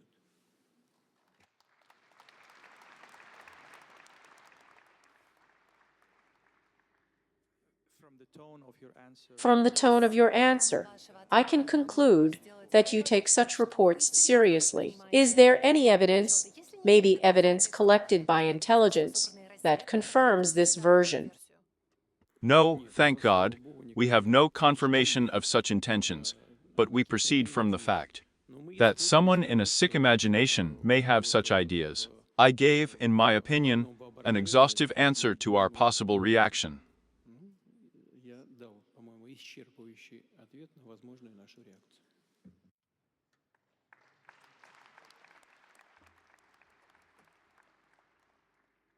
you absolutely did.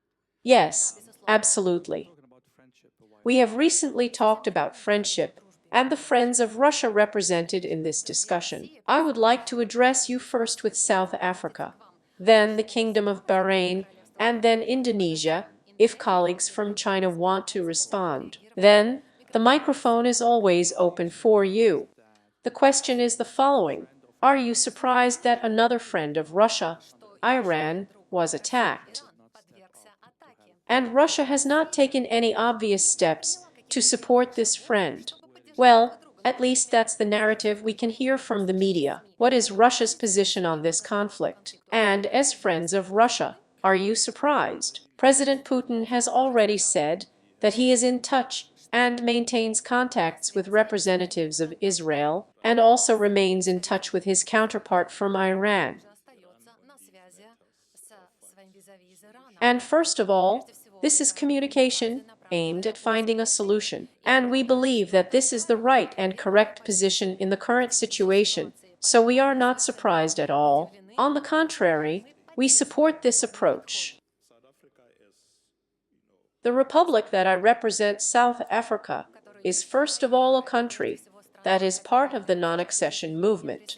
We have always been in favor of a peaceful solution to the conflict. The President of South Africa has already made a corresponding statement on this issue. He said that it is necessary to negotiate, and this is exactly the path that we intend to continue. Мы намерены продолжать. Sheikh Nasser, my answer will be simple. I like it when the answer can be made simple and clear. I will be glad if our Russian listeners laugh, if my answer allows me to achieve a smile on the face of Russian colleagues. Then I am a friend of Russia. Well, at least one person smiled and laughed. This is already good. And Mr. President, before I give you the floor, President Putin, please. First of all, the President of Indonesia gives you the floor. My position is as follows. And the position is very logical, in my opinion. Each country is responsible for protecting its national interests. За защиту своих национальных интересов. And each country will protect its national interests in one way or another. Being friends means being friends. It means looking for ways of cooperation, trying to help each other. But being friends does not mean that each country should abandon its national interests or act with its own national interests in favor of the national interests of another country. Интересов другой страны. And therefore, it is always the decision of each particular country to protect and determine its national interests. This is my position, President Putin. And are you writing something down? If I may, I will ask literally one question and give you the floor. We record everything, have it. With us, we have every step recorded, every step. Am I in trouble now? У меня теперь проблемы? You can handle them, Справитесь. and we will even help you.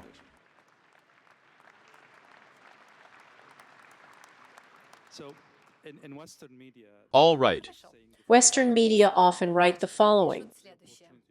and I would like to give you the opportunity to comment on this narrative.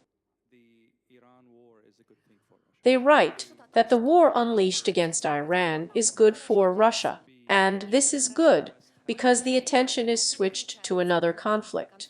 Western countries have another problem that they need to deal with, and thirdly, Ukraine ends up on the periphery of what is happening. Now all the attention is focused on Iran, Israel, and not on Ukraine. What do you say to this? And what do you say to those who say or write that Russia is an unreliable ally because it did not stand up for Iran? Those who promote narratives such as the unreliability of Russia as an ally are provocateurs. They provoke the situation. Провокаторы. But this will not help them, and they will not achieve their goals.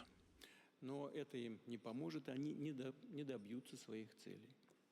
Because, first of all, each conflict is only superficially similar to other conflicts, but as the Minister of Defense and a theorist to a certain extent of armed conflicts and armed confrontation said quite accurately in the recent past, Степени вооруженных конфликтов и вооруженного противостояния. my esteemed colleague from Indonesia, and today he is the president of this country. Президент этой страны. By the way, we have published his book in Russian about the art of war. Вот, Each country bears its own responsibility for what is happening in it. Now, as for the reliability and unreliability of Russia as an ally, it has already been said here that we must show some solidarity. должны проявлять определенную солидарность. And so it is. But in each case, after all, any conflicts are quite unique. Конфликты достаточно уникальные. I would like to draw your attention to the fact that almost 2 million people from the former Soviet Union and the Russian Federation live in Israel. It is almost a Russian-speaking country today. And, of course, we have always taken this factor into account in recent Russian history.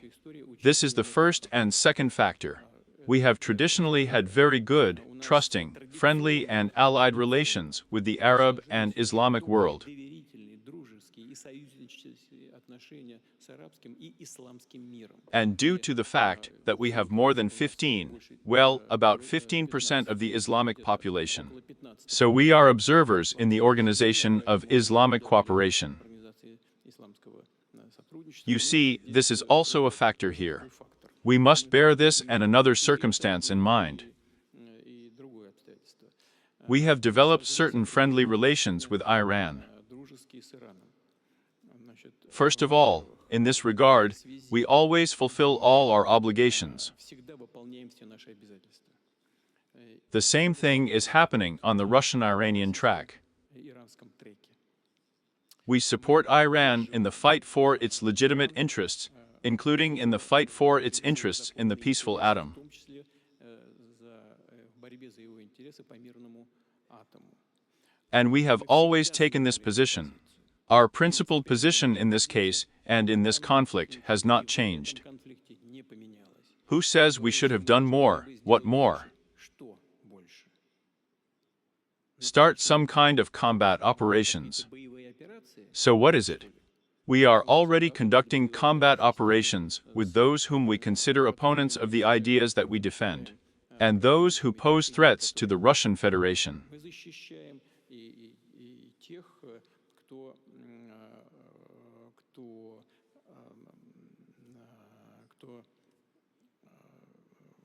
создает угрозы для Российской Федерации. And these are basically, in principle, the same forces as in Iran, as in the Russian case. They're somewhere far away, in the rear behind. В российском случае там где-то подальше, в тылу, за спиной. But these are not even those who are on the line of combat contact. Линия боевого соприкосновения находится. but we have certain obligations, and we defend Iran's right to a peaceful atom. And not in words, but in deeds. What does this mean? Despite the complexity of the situation around Iran, we have built a nuclear reactor in Iran, in Bushehr. We have signed a contract for the construction of 2 more nuclear reactors. And we are, despite the complexity of the situation, despite the certain danger,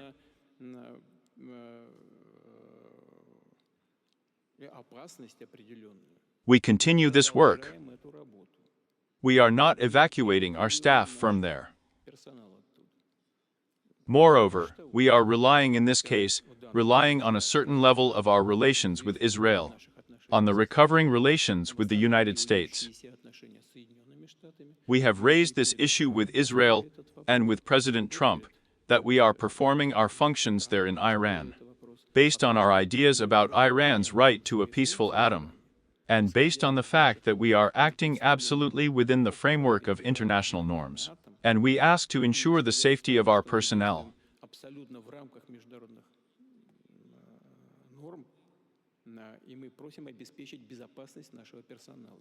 I want to say that Prime Minister Netanyahu agreed with this. And President Trump has promised to support our legitimate demands. Isn't this Iran's support? In my opinion, direct support.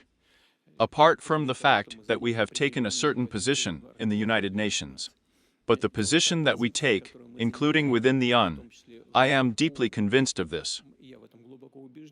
It corresponds to both the interests of Iran and the interests of the State of Israel.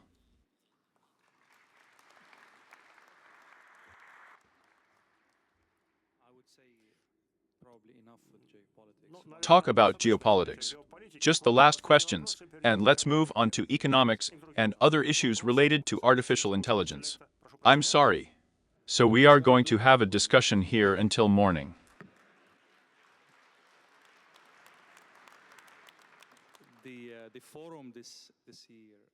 This year, the forum coincides with the celebration of the 80th anniversary of the Great Victory. Victory in the Second World War, does it bother you that we are slipping into the Third World War now?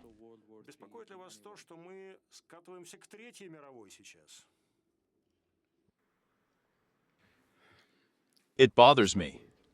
I speak without any irony, without jokes.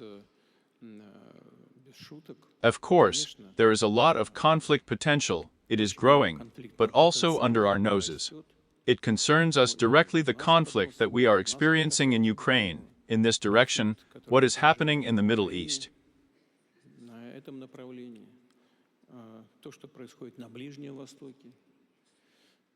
And, of course, we are very concerned about what is happening around Iran's nuclear facilities. We are concerned about what this may lead to, and this certainly requires our not only attentive attitude to the events taking place, but also to search for solutions, preferably by peaceful means in all directions. Here I am speaking quite sincerely. But this is also why we have gathered here.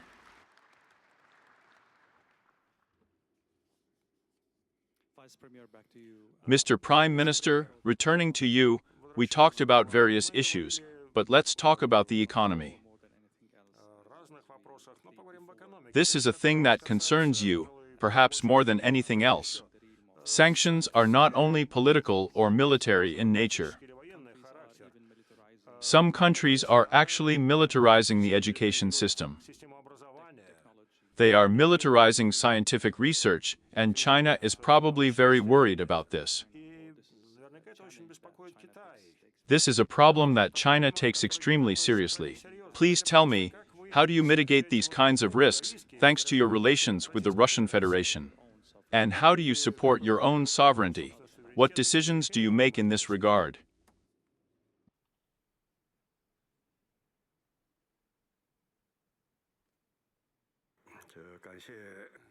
Thanks for the question. Let's look at the whole world of science, technology of education, These areas are very important for the progressive development of mankind. имеют очень важное значение для прогрессивного развития человечества. This is an unprecedented value. Значение. But let's think about it. Подумаем. All this progress would have been impossible without cooperation between different peoples and countries, impossible without mutual learning. Общество между разными народами, странами невозможен без взаимообучения. Therefore, education, science, and technology are an indispensable force for the further development of human society.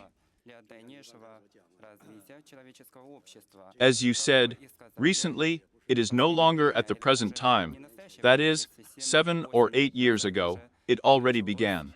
In other words, some countries, they apply many measures of force dictate. Применяют многие меры силового диктата. It even reached the point of hindering interstate cooperation on the scientific, technical, and educational track. На научно-техническом и образовательном треке. This historical regression seriously damages the sustainable development of mankind. К развитию человечества.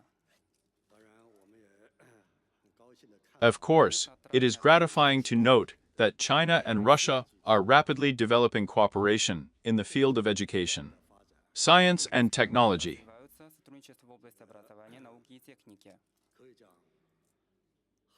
It is safe to say that our countries give one of the former examples of cooperation. Сотрудничество. If we talk about education, that is, in all areas, including student exchanges, language teaching is developing rapidly.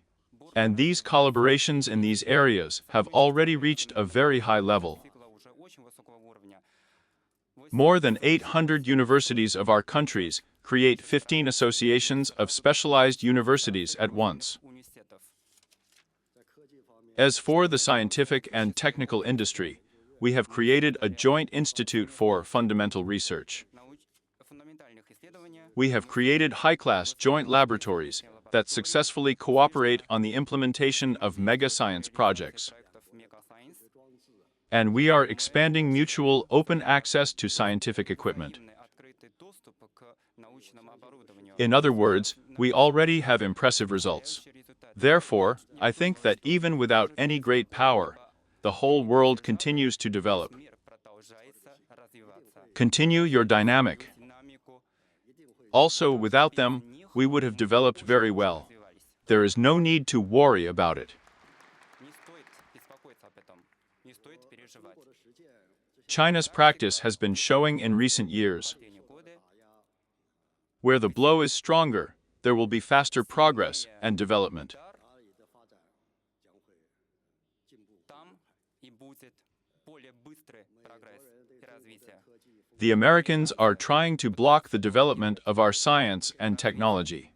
Наши науки, технологии It's not today, they're yesterday.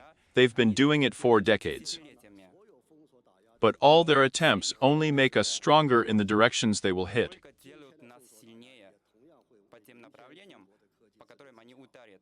Today's restrictions only create a good incentive for tomorrow's development. Хороший стимул для завтрашнего развития.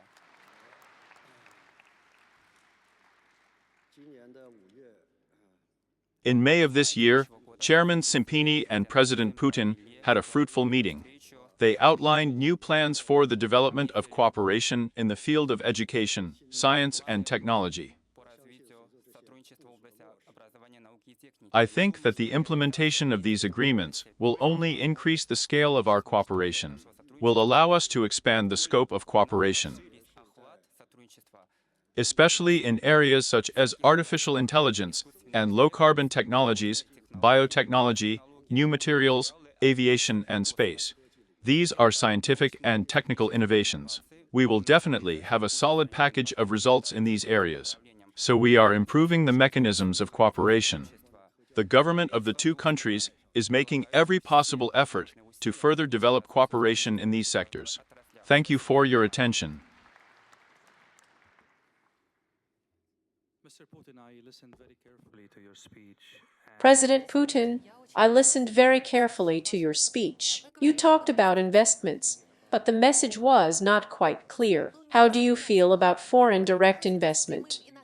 What is your position on this issue? What is Russia's position? You are still interested in attracting foreign direct investment. Is it a burden or an opportunity for you? What is Russia's position on this issue? In general, we believe that private investment is what we need, and what the Russian economy is unlikely to be able to develop effectively without. Развиваться эффективно российская экономика. And this fully applies to foreign investment. Касается и иностранных инвестиций. We are our investors who used to work for quite a long time. На протяжении достаточно длительного времени We did not evacuate from Russia. We did not expel anyone from here. никого отсюда не изгоняли. Many investors left with big losses themselves. But our policy in this sense has not undergone any changes. В смысле, не претерпела никаких изменений. Yes, in principle, the investment potential of our economic operators is quite large, but of course, we welcome any foreign investment. Но, безусловно, мы приветствуем любые иностранные инвестиции. We now have investments in fixed assets in the first quarter of this year, 0.8%.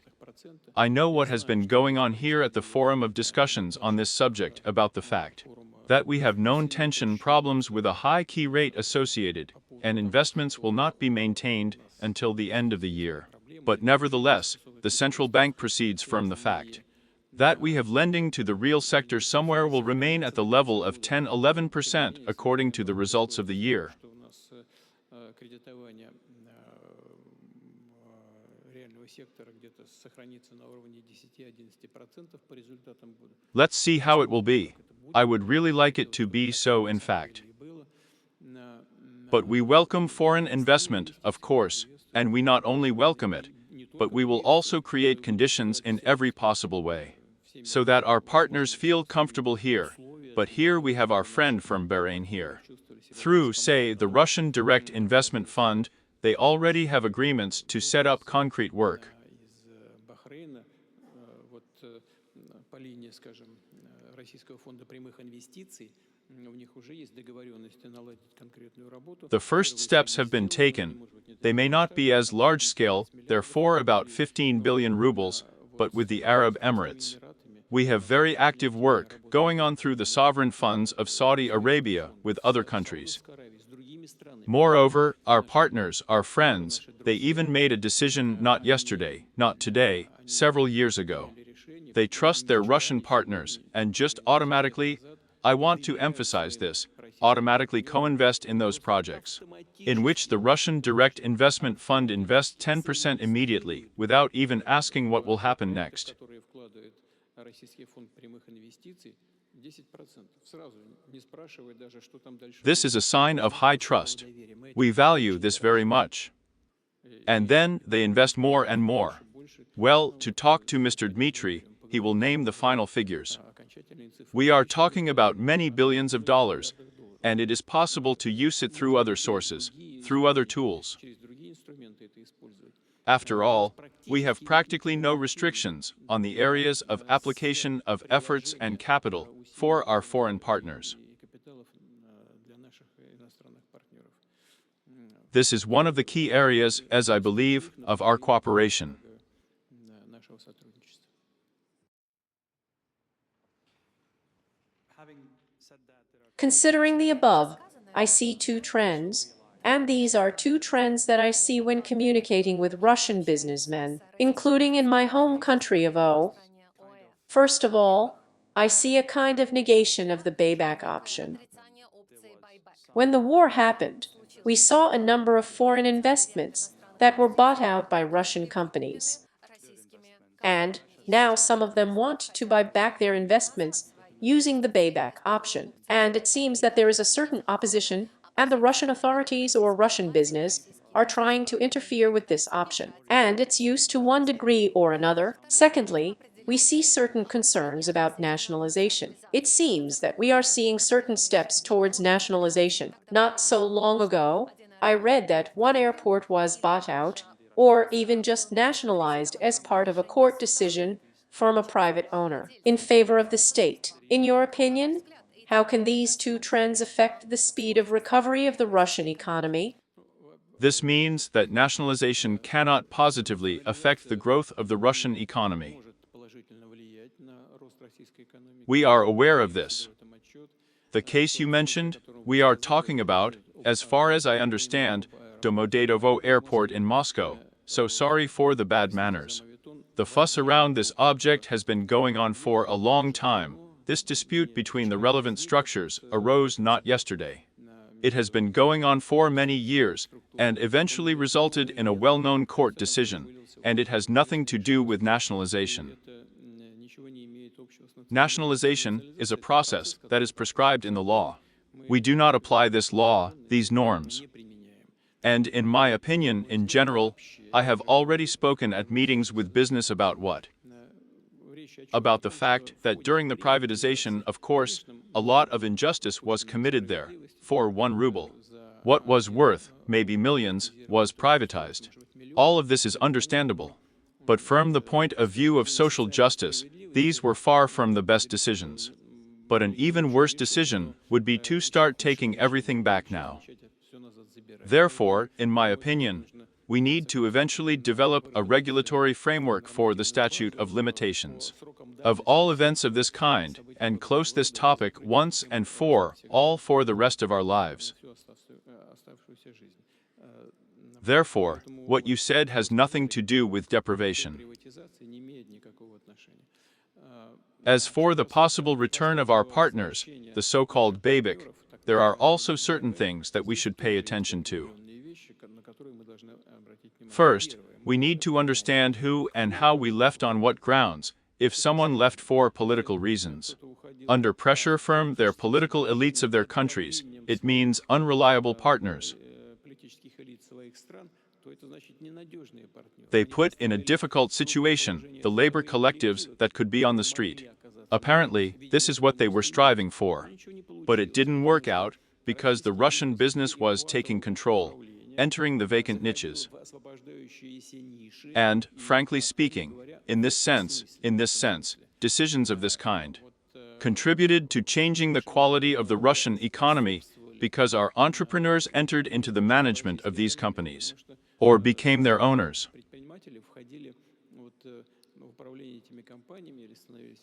But if there are legally binding documents that are prescribed between partners who guaranteed this very payback, well, then it is necessary for Russian companies to fulfill these conditions.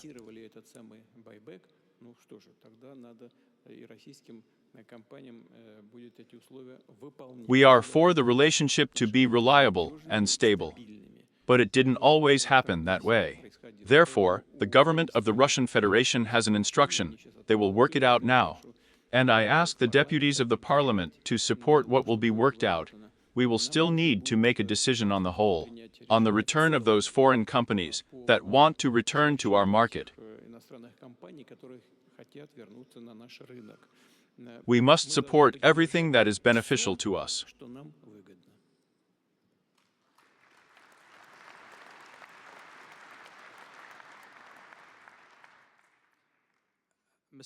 Mr. President, as your country is trying to make the most of the current economic situation in Russia, Ваша страна пытается максимально выгодно использовать текущую экономическую ситуацию в России. we know that some people have left, businesses and companies have left. There are many opportunities, many niches in the Russian market, including for Indonesian companies. How do you use this situation to your advantage? As I said earlier,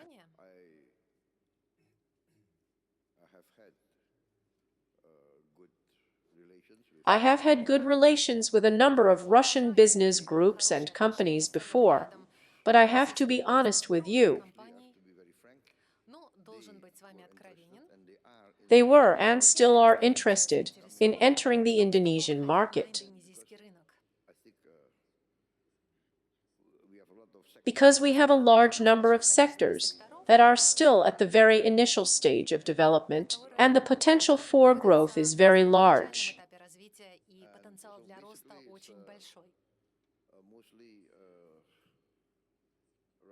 Therefore, in fact, I see that for the most part, Russian companies want to come to Indonesia. But earlier, Indonesian-Russian companies had experience of joint ventures directly in the commodity markets, in the field of trading, raw materials and energy resources, primarily oil and gas. And now we are opening our markets for, among other things, Russian agricultural products. And it is wrong to say that we want to take advantage of the situation somehow. We are open to opportunities, and we want to use these opportunities because we, in turn, have also received a very bitter pill in the form of tariffs. We all know about them. And we all know the behavior of the American market. Now we have to look for new markets. We are looking towards Africa, Latin America, Eurasia.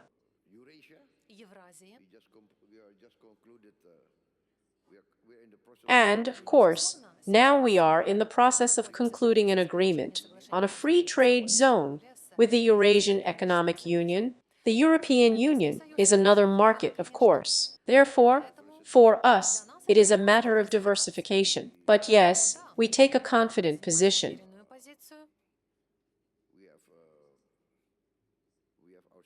We know our strengths, we have them, we have our capabilities, our potential, and, of course, our relations with China. They are very strong, they are at a good level, and we are optimistic. At least. Thank you. Mr. Vice President, there are many aspects of the development of economic relations between Russia and South Africa, but one of the key aspects is the current energy deficit in South Africa. You have tried to solve this problem within the framework of more active cooperation with Russia directly in the energy sector. I wanted to ask you, it seems that at the moment the results of this cooperation are not as impressive as you probably would like. Nevertheless, Russia can help. How do you assess the current level of cooperation in this area? Thanks for the question. First of all, let me say that I have already had a number of good meetings with both the Prime Minister and Mr. President. We agreed that it is important for us to increase trade volumes. First of all, bilateral trade.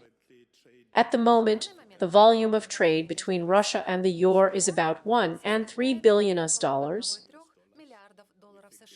We believe that this is a fairly low indicator, and we would like to triple this amount in the next 4 or 5 years.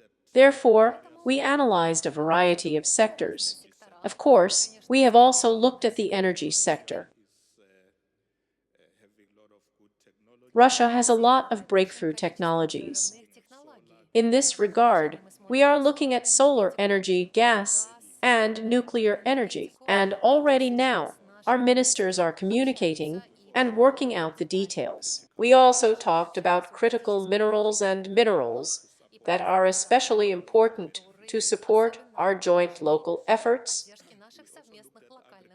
We also talked about the agriculture sector. We export citrus fruits to Russia, primarily fruits. We export wines, but we have to increase volumes.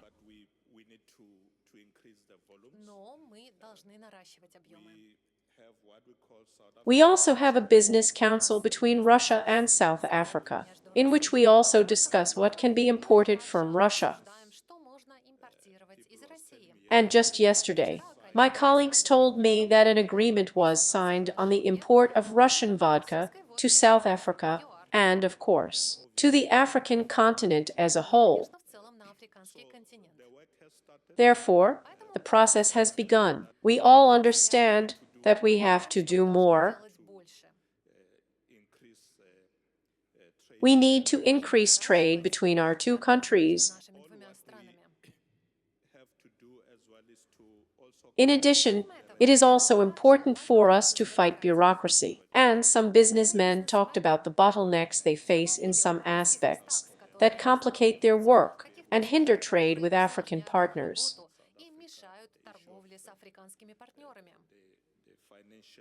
These are primarily financial issues, the situation with currencies, and the Reserve Bank of South Africa is considering potential solutions to how we can help and alleviate these problems. We are committed to finding a solution. We have agreed that we will look for solutions on all these topics. And while we are talking now, our ministers are already working out the details. This includes aspects such as water resources. Of course, infrastructure projects are railway issues. We talked about locomotives, arrow systems, transfers, relays, everything that is necessary for the effective development of the railway track, and, of course, the general increase in trade between Russia and South Africa. The beginning has already been made. My colleague from South Africa said that vodka supplies to the Republic of South Africa have already been established. Южноафриканскую республику. You know, because this is a very correct and serious step. Why? Почему? Because if you drink vodka, as we say, you have to have something to eat. And therefore, this will probably be followed by the supply of meat products or grain supplies. Значит, или поставки зерна. That's a plus of grain supplies. Поставки зерна. For example, we are going together with our friends from Bahrain to create a whole hub for the supply of wheat from Russia. And I want to remind you that Russia confidently ranks first in the world in terms of wheat sales on the world market. России. Хочу напомнить, что Россия уверенно занимает первое место в мире по продажам пшеницы на мировом рынке. And many countries of the Arab world are interested in this. Арабского мира.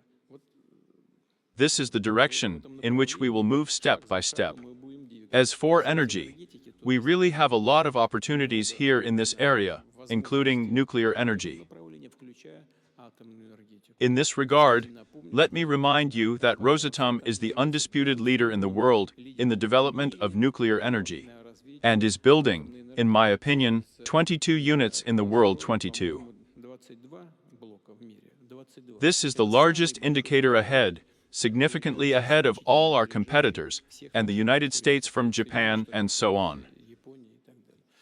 Вот. We are considering such an opportunity to work together in other partner countries, including South Africa. Странах-партнерах, в том числе и в ЮАР.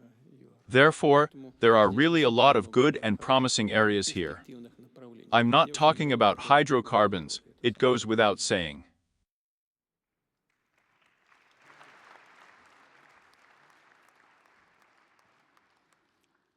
Certainly more vodka will help the world and bring it to a better state. Миру и приведет его в лучшее состояние. In any case, it will be more fun to live, that's for sure.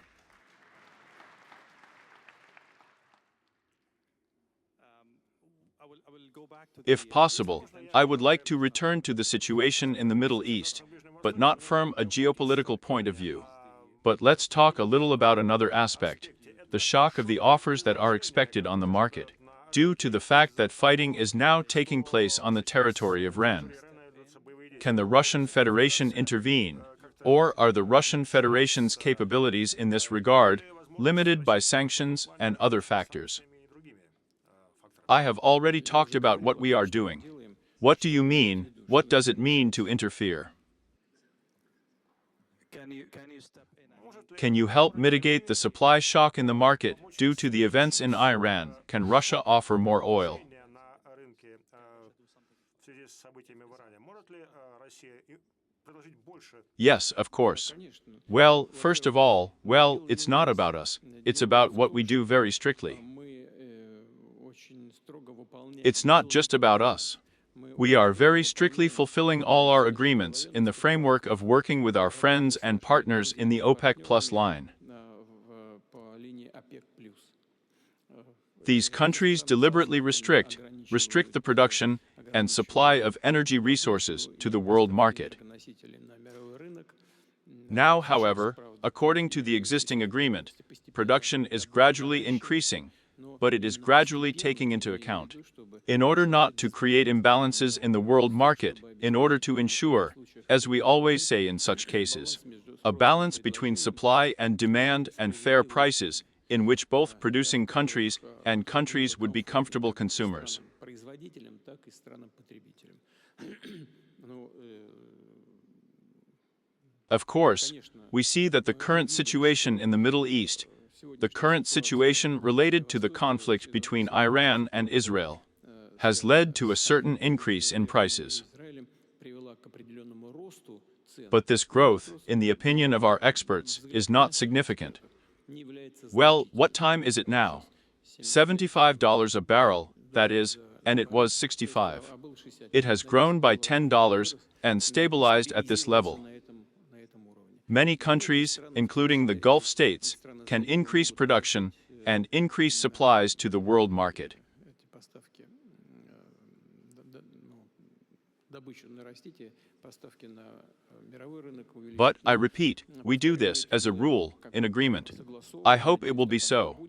In this sense, the United Arab Emirates is making a very significant contribution, and the Crown Prince of Saudi Arabia is very responsible about this, and our decisions are always balanced. Решения всегда сбалансированный характер носят.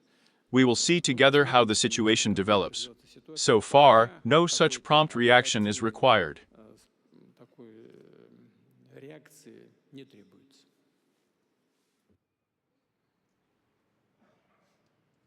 The latest sanctions The sanctions that were recently imposed on Russia affected the so-called shadow fleet. Затронули так называемый теневой флот. How can this affect the supply of oil to Asian countries, to African countries? В азиатские страны, в африканские страны. How will it affect Russia? How will it affect your friends? You know, the fact is that our enemies, detractors, they are constantly looking for some ways to inflict economic damage on us. Способы нанесения нам экономического And above all, they suffer from it themselves. But now you were just talking about energy carriers. Our experts counted, and not ours either, by the way, in my opinion. Eurostat also gives the Eurozone, let's say the damage to the Eurozone from the refusal only for gas, in my opinion. For them, the damage amounted to somewhere around 200 billion euros. 200 миллиардов евро. They lost 200 billion euros. A general rise in prices is taking place. As for the shadow fleet and so on, Флота и так далее. here is our Chinese friend who, in my opinion, formulated very precisely exactly where someone is trying to strike some blows. So that's where we eventually become stronger. Нанести какие-то удары, так, там мы становимся в конечном счете сильнее. Why? Почему? Because we always find the answer and solutions. We always find answers and solutions. We talked about the tariff policy. Говорили о тарифной политике, да? But trade between the United States and China accounts for 20% of world trade. Им приходится 20% мировой торговли. Well, of course, in modern conditions, when debt is growing throughout the world economy. This debt has already reached 300%. Во всей мировой экономике 300% эта задолженность уже достигает.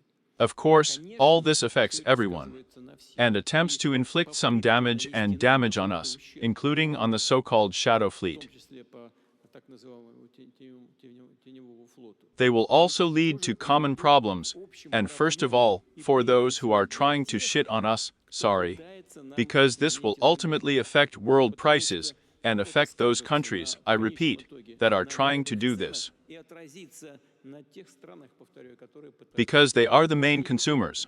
That's all it's going to come to. And we will find sales markets.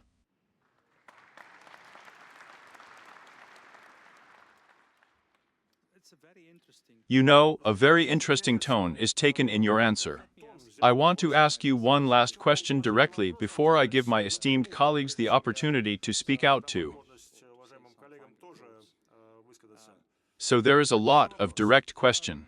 enough reports out there, credible reports, that Есть немало this war is killing the Russian economy. There is evidence and research that we trust that this war is killing the Russian economy. к которому испытывает доверие, что эта война убивает российскую экономику. The key rate is very high, Ключевая ставка Is this war killing your and the debt is growing. растет Is this war killing your economy? экономику. First of all, the debt is not growing. It is one of the lowest in the world. The first one. Secondly, as for the murder of the Russian economy, as a famous writer once said, the rumors about my death are greatly exaggerated, right? Известный писатель говорил, значит, слухи о моей смерти сильно преувеличены, да? It's the same in this case. То же самое. Look, the year before last, our main indicator is GDP growth rates. Рост ВВП, темпы роста ВВП в The year before last, Russia's GDP growth was 0.4%. Last year, 4 3/10% global growth. If my memory does not change 3/3%, that is, we grew above the world average global rate. The United States grew at a rate of 2 8/10%, and the Eurozone in general 0 as much as 0.9%. а еврозона вообще 0,9%.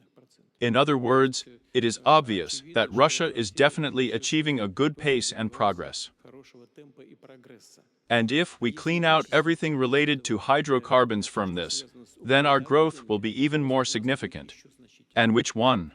The year before last, 7 2/10%, and last year almost 5, 4 9.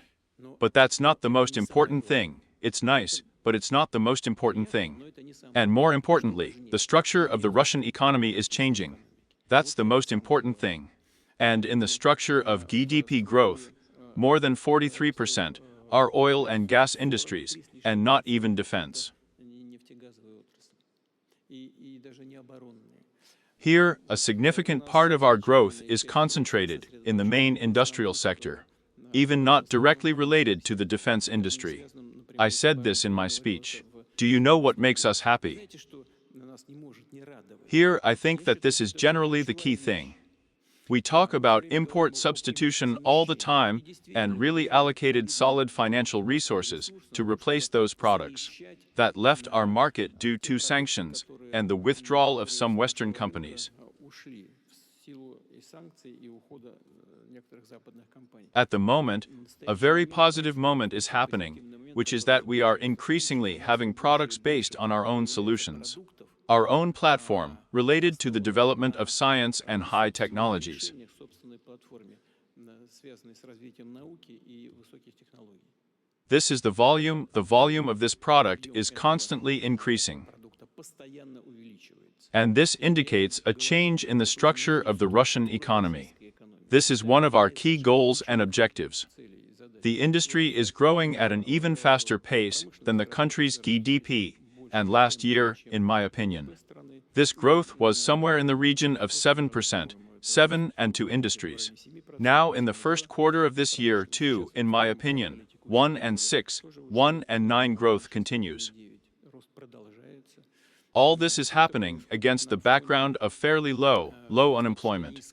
It is at a historical low of 2 3/10%, and of course, the payment for such a sharp economic growth. Процента.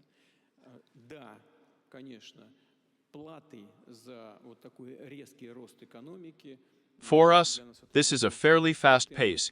Inflation has become high, but the central bank government is making the necessary efforts, including with regard to the high key rate. В том числе это касается ключевой ставки.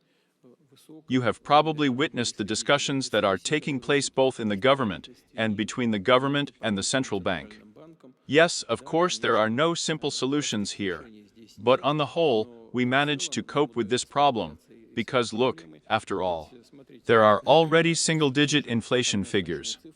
How long has it been ours? 9 and 6, I think. Ross will definitely nod somewhere with his head somewhere 9 and 6, right? And some say that there is already 5 core inflation, but I'm not going to go into details now. They loaded me here. Loaded me 2 days, 3 days ago, explaining what it is. Where did all these 5% come from? But still, the Bank of Russia believes that the weather is somewhere. We are already going out for 7 or 8. I think it will be 7%. I hope so. Надеюсь на это. But accordingly, this means that the measures that are being taken by the financial authorities of Russia, they give a positive result. There are many issues that we need to solve. Вопросы. Их Here is the head of Sberbank smiling, nodding his head, and he has something not to smile at. he has a walrus of 5.7%. And in the Western major financial institutions, 3 and 7 are the maximum. Do you understand? Is that the result? Yes, and in the banking sector, there is something to pay special attention to, but on the whole, our situation is stable and reliable. У нас ситуация устойчивая, надежная. I hope that it will remain that way. И будет оставаться.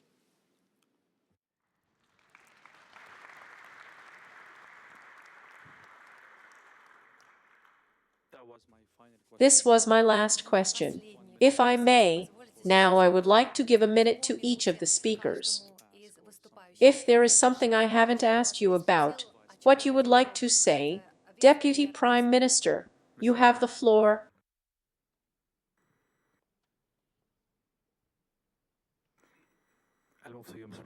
And then you have the floor, Mr. President. I would just like to express my gratitude to President Putin and the organizers of this forum for an amazing opportunity. I think we've learned a lot from each other. Thank you very much.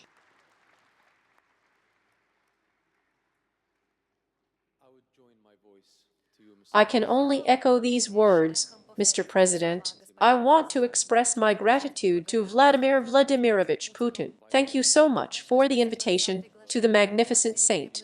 Petersburg. It was a pleasure for us to listen to your wisdom and share our thoughts. Thank you very much.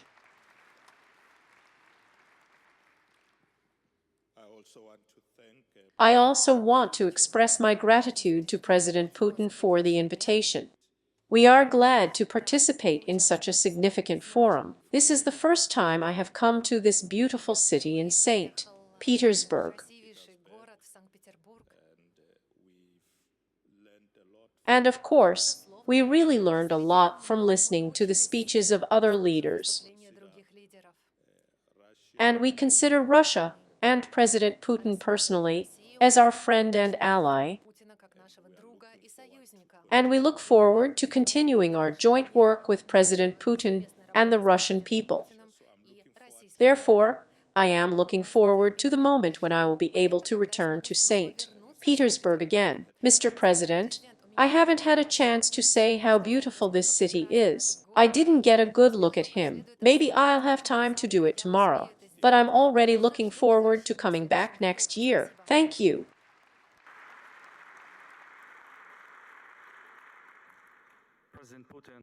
President Putin, this is the second panel session that I have the pleasure to model with your participation.